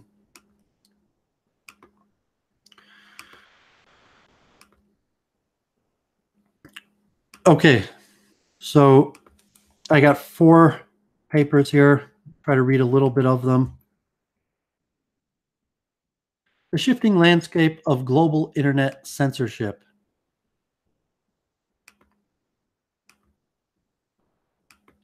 This one's more technical, from Harvard. Shifting landscape of global internet censorship and uptake in communications encryption is tempered by increasing pressures on major platform providers, government expand content restriction tactics. By Internet Monitor, a research project to evaluate, describe, and summarize the means, mechanisms, and extent of internet content controls and internet activity around the world. Executive summary. Since 1999, the Berkman Klein Center has been part of an independent academic effort to enumerate the shaping and filtering of internet content, in the particular that found on the web by national governments.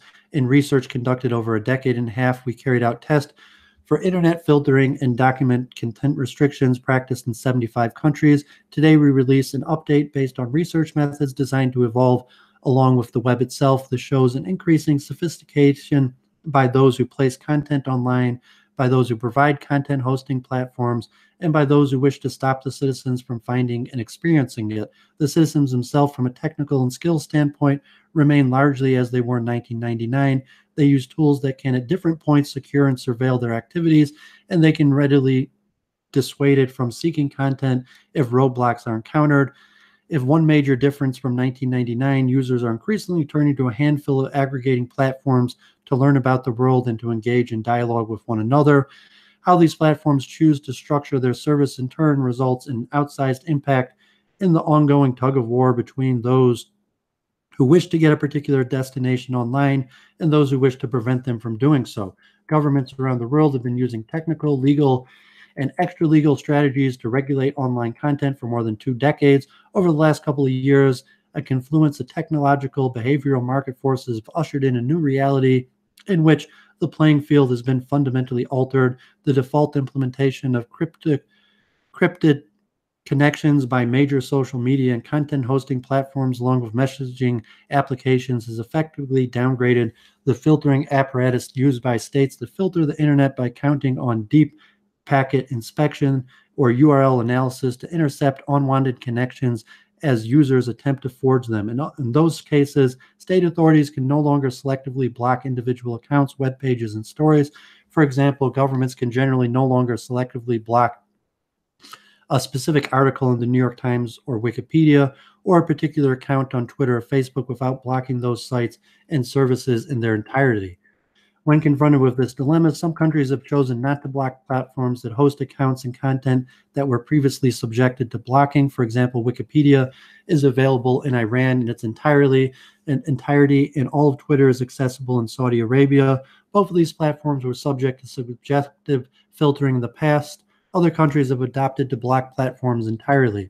The 2017 blocking of Wikipedia in Turkey is one example in which the Information and Communication Technologies Authority explicitly mentions the use of HTTPS as the basis for the blocking decision. The 2007 blocking of Medium in Egypt is another example. Some have also sought to encourage homegrown platforms more amenable to user monitoring and censorship by the platform operators, and where possible to insist upon data and service localization by foreign platforms, so to enlist them in similar effort. For example, Iran has launched its own version of YouTube, and Turkey is building a domestic search engine and email service. China has been particularly successful in restricting content to homegrown platforms.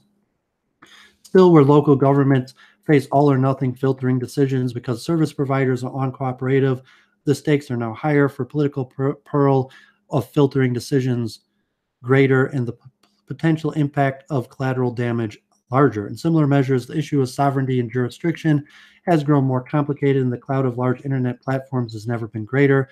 Governments have always been restrained in their ability to go after content hosted in foreign countries and to pursue authors who write anonymously and reside overseas. The inability to selectively block individual accounts removes a key tool for government intent on blocking authors who are particularly problematic for them, as major US and European-based platforms have adopted policies requiring formal processes for removal of content access by users around the world on balance increase.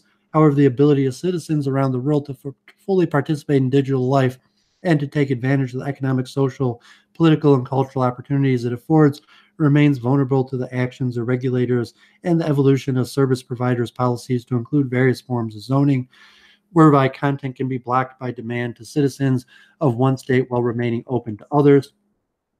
The most striking manifestation of the all or nothing choice, sometimes left to the government that cannot influence individual platform providers, is the rapidly growing incidence of internet shutdowns around the world in response to social and political events. To our knowledge, this tactic was first used in Nepal in February 2005 when all international internet connections were cut when martial law was declared. The rise of the use of the blunt tool represents a deep and abiding anxiety of governments over online social activism and a political willingness to rein this in when threatened without regard to the damages it might inflict on commerce, let alone on the development of a vibrant digital society.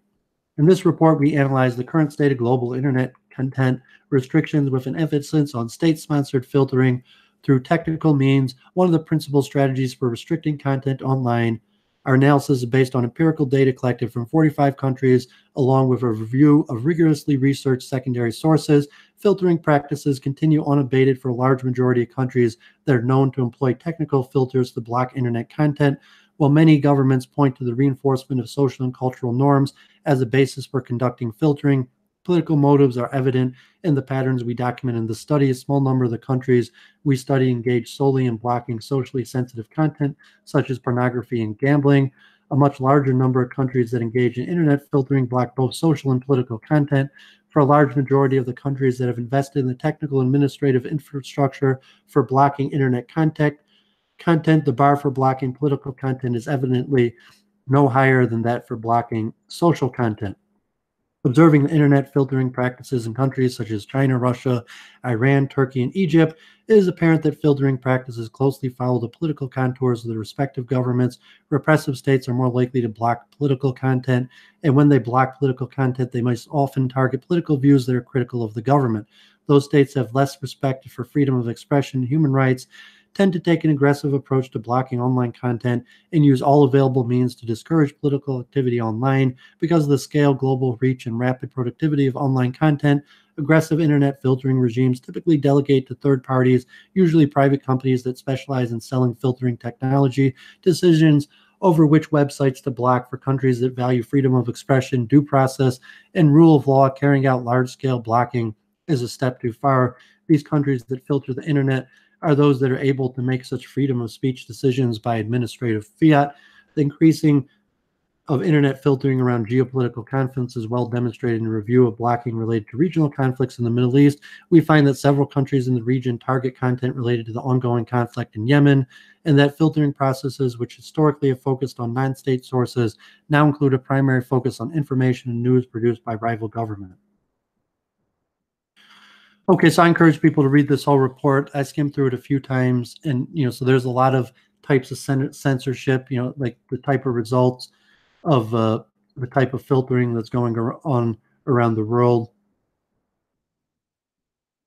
the different types of things that are being censored. A nice kind of like graph of different tools, which countries are doing them. So key trends: internet filtering is increasing around the world in scope and depth. New countries have started filtering and others have significantly expanded the scope of the filtering in the last several years. Since the last round of testing by ONI in 2012, more countries have started to filter the internet. These countries include Egypt, Russia, and Malaysia. This development is not particularly surprising, as each country has a history of media control practices that include harassment or imprisonment of online activists, journalists, and cyber dissidents. The highly consequential all-or-nothing decisions over the blocking of major content hosting platforms has undoubtedly raised the political stakes of these filtering choices. This has had less of an impact on the manner in which these countries address other filtering decisions. The evidence suggests that the decisions whether to block potentially thousands or millions of sites, depending on the subjects that are targeted, have not changed. So geopolitical internet filtering.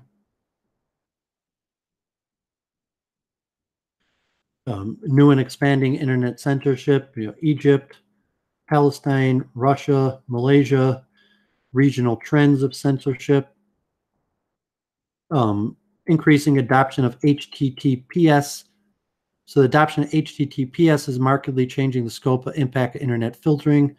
The logic and value of HTTPS extends far beyond questions of internet filtering. Those domains and platforms that shift to HTTPS offer their visitors greater security and the ability to transfer information safely and out of the view of routine surveillance. There's considerable variation, though, in the use of security features across different websites. A recent study finds the security adoption varies across industry sectors, and that is weak within the news and sports websites. A side effect of adopting HTTPS is that it makes selective filtering impossible with standard filtering techniques. Here we track the increased adoption of HTTPS as a measure of this global trend. So some of this is technical on exactly how the websites are set up or the technology behind them. Transparency, how transparent are governments about what they're blocking, social media censorship.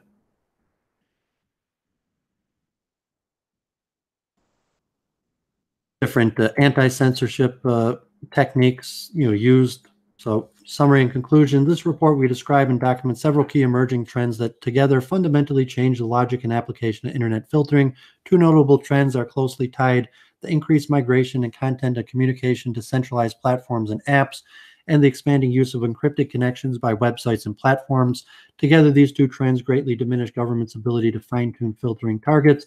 The prominence and influence of the platforms is greatly enhanced by this process. Governments that block independent websites provide a strong incentive for content producers to move their content onto larger platforms. Independent media producers then become dependent upon these platforms. For many, this offers a safe haven for their work, particularly when the platforms defend their ability to publish and resist possible incursions from state and non-state actors that exert pressure to remove controversial or politically latent content. Several inherent vulnerabilities exist as well. Content producers become subject to the terms of the platforms and may see their content taken down with little recourse. Moreover, the platforms may submit to the pressure from governments to take content down. Additionally, adversaries are at times able to manipulate the process put in place by platforms to flag violations of their content standards and cause the takedown of content or closing of accounts. Several governments have shown a willingness to block entire platforms despite the massive collateral damage in order to block access to a small number of accounts or stories. The growing dependence on large platforms is at odds with the decentralized ideal of internet architecture and reinforces the feudal structure of the internet. On balance, it appears to expand internet freedom for most users that reside in restrictive internet environments. This picture is not entirely rosy, though. One particular striking trend is that governments are, with increasing frequency, shutting down communication infrastructure altogether for periods of time. We describe in this report the increase of geopolitical internet filtering, which stands in contrast to the socially minded rationales often put forward for justifying filtering. Political disputes and conflicts are now more frequently trigger the use of internet censorship and spark an increase in state-to-state censorship. An interesting associated trend is the emergence of shared internet censorship policies by political blocs. Another shift we observe is greater engagement of political government officials and state agencies in the digital public sphere. They post official statements, comments on news, and defend government policies more frequently than the past. Governments try to influence online discourse related to public policy and compete for attention online with non-state actors who are early adopters of digital communication tools. Moreover, pro-government actors are now more active in digital spaces than they were a few years earlier. State actors have advantages that may enable them to hold greater sway than non-state actors. They're often able to block access to content they deem hostile and arrest and harass adversaries, while those supporting government policies are given greater latitude to communicate freely. Okay, great paper.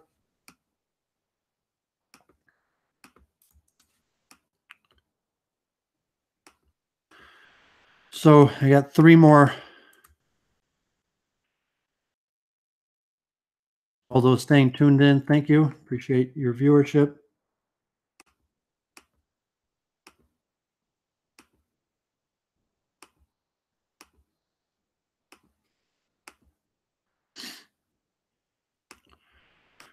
Okay. Taxonomy of internet censorship and anti-censorship. Internet is supposed to be born free, yet is censored almost everywhere and severely censored in a few countries. The tug-of-war of the internet between censors and anti-censors is intensifying. This survey presents a taxonomy of the principles, techniques, and technologies of internet censorship and anti-censorship. It highlights the challenges and opportunities in anti-censorship research and outlines an historical account via the lenses of news coverage of the past decade. The internet is supposed to be born free, yet is censored almost everywhere and severely censored in a few countries. Censorship is defined as the institution, system, or practice of reading, communication, and deleting material considered sensitive or harmful. Throughout history, various methods of censorship have been used to reinforce specific religious and political agendas. Technology has often served as a major obstacle and catalyst for mandating censorship, even though technological advancement often ameliorates the inefficiencies and limitations of the past. It can also precipitate unforeseen consequences. The invention of the printing press in Europe in the 15th century, prime examples. The printing press not only increased the spread of information and knowledge, but it also increased the practice and frequency of censorship. The task of maintaining the status quo through effective censorship policies is undergoing rapid change due to the growth and diversity of different devices and networks, including web traffic, email, person-to-person file sharing, video, texting and messaging, VoIP, like Skype, social networks. The interplay of the technological forces which promote anti-censorship and the policies used to enforce censorship is the main focus here. Specifically, the objective of this research is to increase awareness of the ramifications and negative consequences of internet censorship and to advance the state of the art of circumvention technology. Therefore, this research aims to stimulate critical thought and debate on internet censorship by discussing 4 main themes. Provide an overview of research on censorship-resistant systems and the different dimensions, political and technological, of online censorship. Provide a review of the technological landscape and a taxonomy of anti-censorship technologies. Discuss the most critical design features to enable successful and effective anti-censorship systems, and discuss current trends and implications. Throughout the discussion of these 4 main points, we pose several open questions to the academic community. How can we quantify the efficacy of current online censorship technology? What metrics can be used? Are there fundamental limits to existing online censorship technologies? Among the 3 main steps of censorship in the circumvention, monitoring and surveillance, blocking, filtering, and modifying content, recording events, we will focus mostly on the middle step of the survey.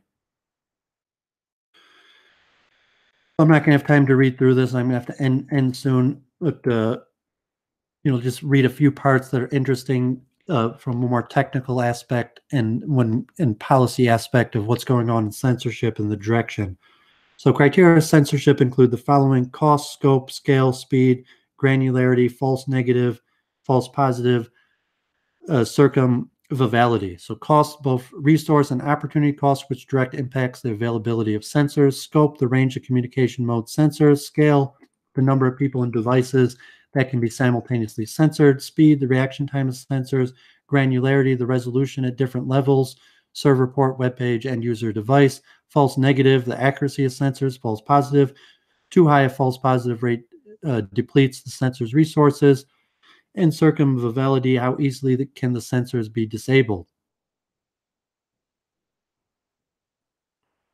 So a lot of these are rather technical, and it's certainly should be looked in more, and maybe for a future stream we'll deal with the emergence of possible policy solutions or technical solutions to censorship and kind of the intellectual frameworks for understanding the filtering level at social, political, and technical aspects. So there have been many technological efforts and methods aimed at circumventing internet censorship. Very few have had the capability to transform and influence public policy. That is, for circumvention of or anti-censorship technologies to be truly effective, it must be designed with the intention to not only provide free, unrestricted access from a social perspective, but it must also be designed with the goal of transforming public policy. Internet censorship is social, political, and technical problem, and each of these domains depicted in Figure 2 interact in ways that can strongly reinforce one another. Therefore, some authoritarian regimes have discovered that the successful implementation and sustainability of internet censorship not only requires advanced technology, but also requires social or self-censorship, which can be enforced through harsh punishments and political ideologies, which encourage acceptance of the status quo. Consequently, to defeat internet censorship, the same three structures must be attacked. The question is whether technology can serve as the catalyst to create a domino effect. From a technological perspective, there are two methods to destabilize information control. The first method requires that foreign supporters of anti-censorship lead in the technological evolution. So you're going to kind of like hacking and government policy. I'm going to have to finish up in the next few minutes. So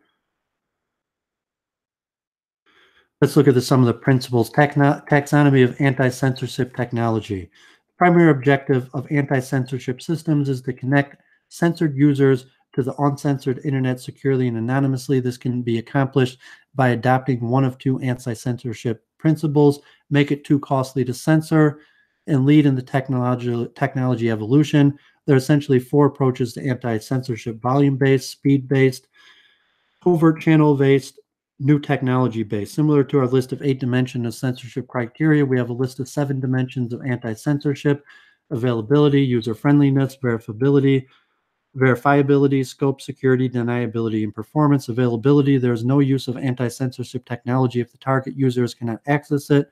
User-friendliness: an often underexplored dimension is given the large population of users who are not technology savvy. Verifiability: how a user can verify that the software is not a monitoring tool from the government. Scope: how many modes of communication can be covered. Security: this is the most obvious dimension of the anti-censor. Deniability: if caught, how can user deny the involvement? Performance: how much will throughput and delay be degraded by using the anti-censor? These metrics trade off against each other, and the analysis and comparison of anti-censorship techniques can be carried out in the trade-off space: scope deniability versus performance availability, or user-friendliness versus deniability. Typical anti-censorship system is composed of many components working together. Conceptually, a censorship network can be viewed as a set of filters or a firewall, and possibly coupled with manually processes which restrict users from accessing or publishing certain content. You have like a diagram explanation of how this might possibly work, and that's a matter for a different stream, more technical. Different things like HTTP proxy, CGI proxy, IP tunneling, rerouting, distributed hosting, more technical, complicated things. This has a timeline of circumvention censorship methods going back to the dawn of the internet. And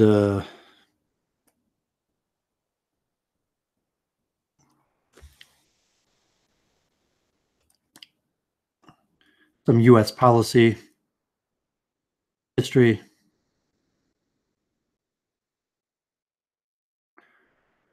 Okay, so that's a lot of information. I got 2 more that I want to cover, at least read parts of.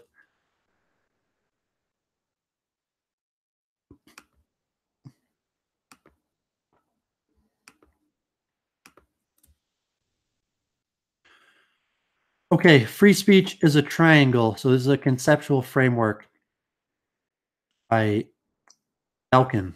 Vision of free speech expression that characterized much of the 20th century is inadequate to protect free expression today. The 20th century featured a didactic of dualist model of speech regulation with two basic kinds of players, territorial governments on the one hand and speakers on the other. The 21st century model is pluralist with multiple players. It is easier to think of it as a triangle. On one corner are nation states and the European Union. On the other corner are private-owned internet infrastructure and companies, including social media companies, search engines, broadband providers, and electronic payment systems. On the third corner are many different kinds of speakers, legacy media, civil society organizations, hackers, and trolls. The practical availability to speak in the digital world emerges from the struggle for power between these various forces, with old school, new school, and private regulation directed at speakers, and both nation states and civil society organizations pressuring infrastructure owners to regulate speech. The configuration creates three problems. First nation states try to pressure digital companies through new school speech regulations, creating problems in collateral censorship and digital prior restraint. Second, social media companies create complex systems of private governance and private bureaucracy that govern end users arbitrarily and without due process and transparency. Third, end users are vulnerable to digital surveillance and manipulation. This essay describes how nation states should and should not regulate the digital infrastructure consistent with the values of freedom of speech and press. Different modes of regulation are appropriate for different parts of the digital infrastructure. Basic internet services should be open to all, while social media companies should be treated as information fiduciaries towards their end users. Governments can implement all these reforms properly designed, consistent with constitutional guarantees of free speech and free press.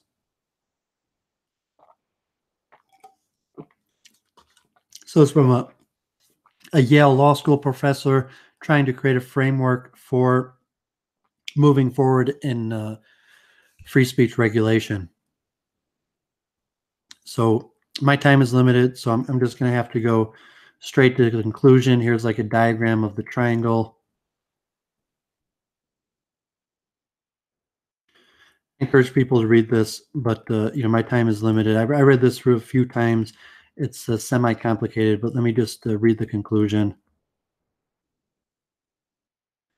So free speech today is a triangle. Its three corners are nation states, private infrastructure, and speakers. The triangle creates three problems: new school speech regulation that produces collateral censorship and digital prior restraint, abuse by privatized bureaucracies that govern end user arbitrarily and without due process and transparency, and digital surveillance that facilitates manipulations. These reforms will help address these problems.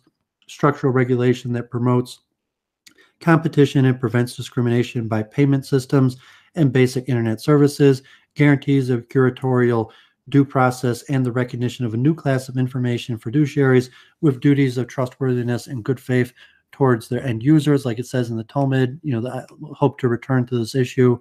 I had hoped to read large parts of this, but time is limited.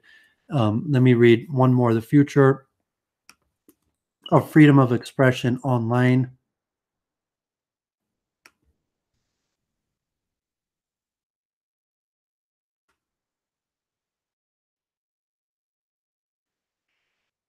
University of Oklahoma Law School.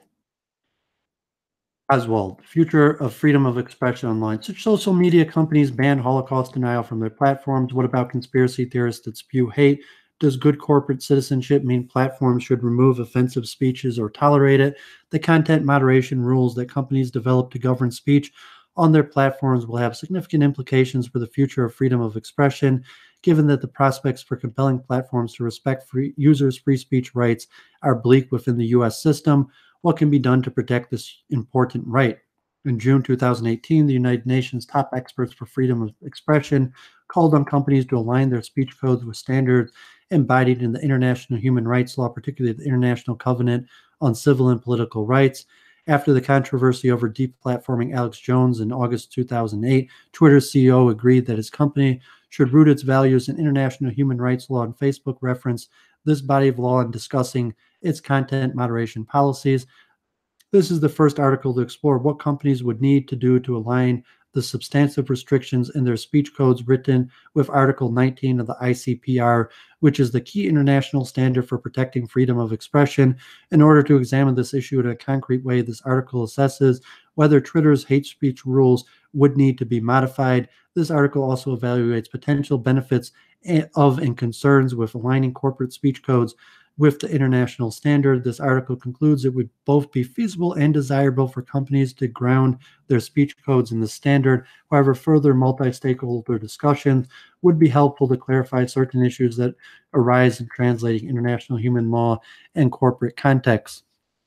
So I covered all this stuff many times, definition, what are these international standards? And now, so this paper is arguing how would these large companies go towards meeting these international standards.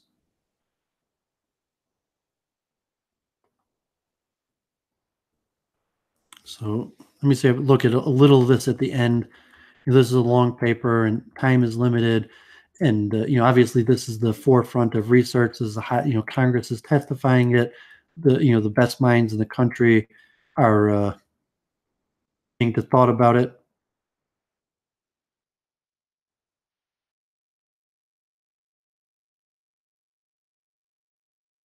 So recent events such as Facebook removals of a post that it contained an offensive part of the Declaration of Independence and its subsequent decision to permit Holocaust denial posts on its platform, as well as the decision of many tech companies to deplatform a conspiracy theorist, have highlighted the enormous power of corporate actors over freedom of expression. Though much of the commentary to date has focused on the need for platforms to increase transparency and add federal procedural safeguards for users when moderating content, the summer of 2018 seemed to mark a norm-setting opportunity for the substantive content of corporate speech codes. In June 2018, the UN Special Rapporteur on Expression called on companies to align their speech codes with international human rights law. After the controversy surrounding whether to deplatform Alex Jones, two social media giants seemed open to considering international human rights law as a basis for their speech decision. This article set out to analyze what it would mean in practice for such companies to align their speech codes with international human rights laws, specifically whether it is feasible for companies to do so and whether such an outcome is desirable. The article began with an overview of applicable international human rights law standards.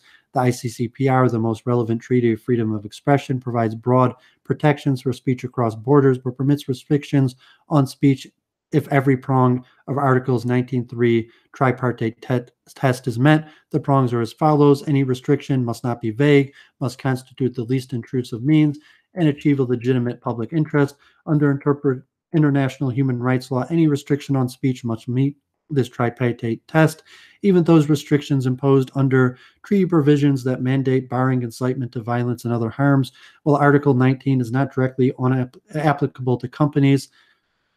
The 2011 UNGP reflects the international community's expectation that companies will arrange their business operation, including their terms of service, to respect international human rights in order to assess the feasibility of aligning corporate speech codes with the ICCPR. This article focused on a concrete example, Twitter's hate speech rules with respect to the first prong of Article 19.3's tripartite test. And analysis found that Twitter's rules were vague and would need to be revised to give users more notice of what is not allowed. In analyzing the second prong of the tripartite test, the context of a corporate actor, this article argued that a company should evaluate the means at its disposal to achieve a legitimate aim without infringing on speech, to select enforcement options for speech code violations that least intrude on speech interest, and to periodically assess whether the selected measures helps to achieve the legitimate aim.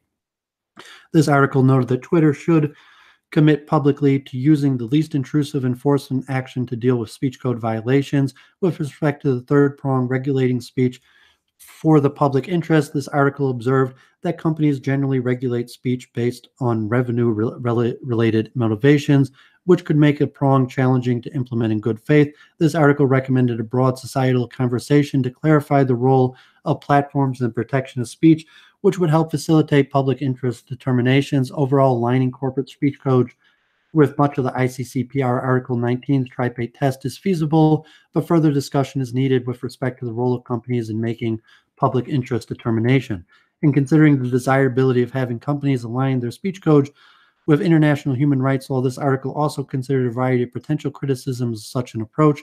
It concluded that arguments of the alleged incoherency of international human rights law often inappropriate conflate the international human rights regime with regional regimes that reflecting analysis of the ICCPR. This article determined that companies' criticisms of human rights law not providing sufficient guidance to companies actually did not fully grasp how the ICCPR's Article 19.3's tri-pay test works, the recommended interpretation of the UN's human rights machinery, or the fact that speech adjudications inherently involve judgment calls that consider the contextual factors to the extent commentators would prefer American companies to enforce First Amendment principles and content moderation. This article noted that speech codes of prominent platforms no longer reflect such principles, and that proper application of the Article 19.3's tri-pay test would likely protect more speech than is currently the case. While recognizing that the UNGP reflects the international community's expectations but do not constitute a legally binding framework, the article noted the trajectory of the business and human rights movement has been positive, and that the corporate interest in adjudicating speech based on universally accepted standards could incentivize voluntarily adoption of the special rapporteur's recommended approach. The analysis also noted that the U.S. regulation is unlikely and international regulation is undesirable and would likely result in a substantial diminution of international free speech protections, but the analysis expressed concerns about the implications for future development at the international level of freedom of expression given U.S. withdrawal from the UN Human Rights Council. This article ultimately concluded that the advantages of aligning corporate speech codes with international human rights law outweigh the potential disadvantages. This approach seems to be the most feasible way to protect against infringements on users' freedom of expression rights by private actors. The approach should also be appealing to companies who seem to be grappling to find a principled basis upon which to regulate speech worldwide, as well as a principled basis on which to resist governmental demands that violate freedom of expression.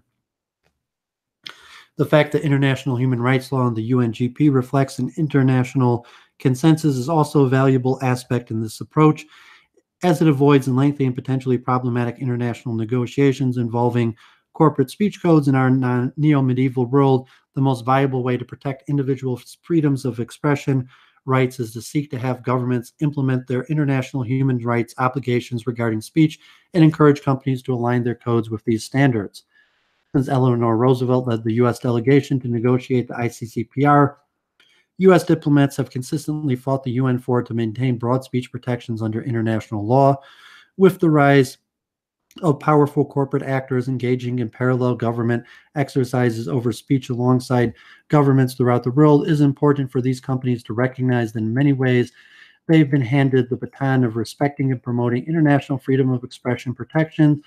The American platforms have not been asked to be in this position, but is an important norm-setting movement in which tech giants could greatly positively influence the future of freedom of expression online. They should acknowledge their roles as powerful co-regulators of speech and hold themselves to the same protections for freedom of expression that apply to any state actors.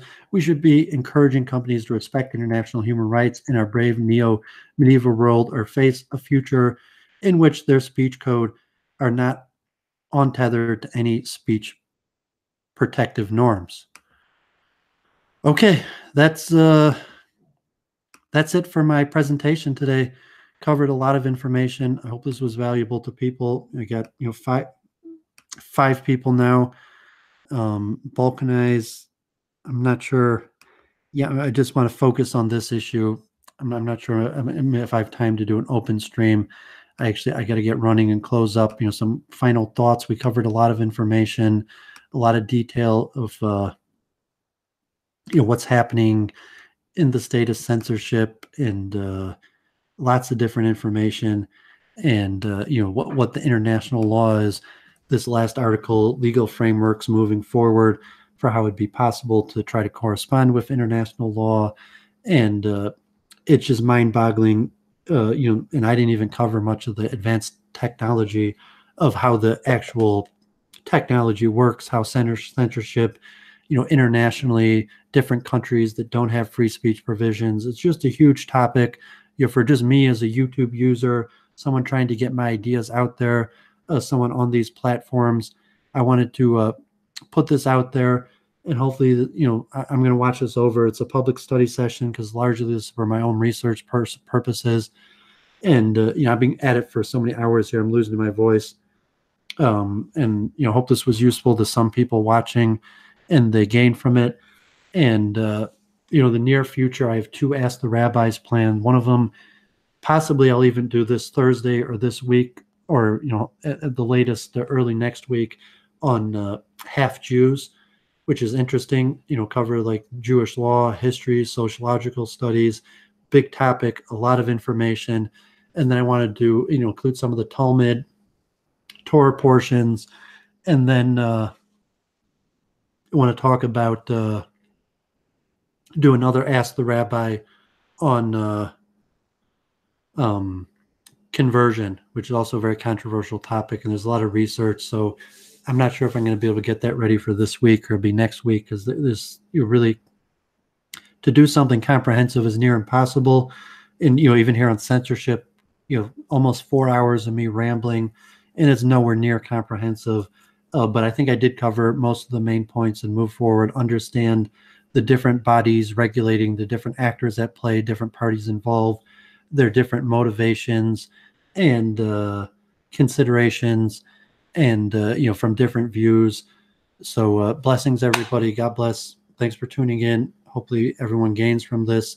And as usual, later tonight I'm going to timestamp it, and in the description, the table of contents, all the articles I did will be linked in the description. So God bless everyone. Thanks for tuning in.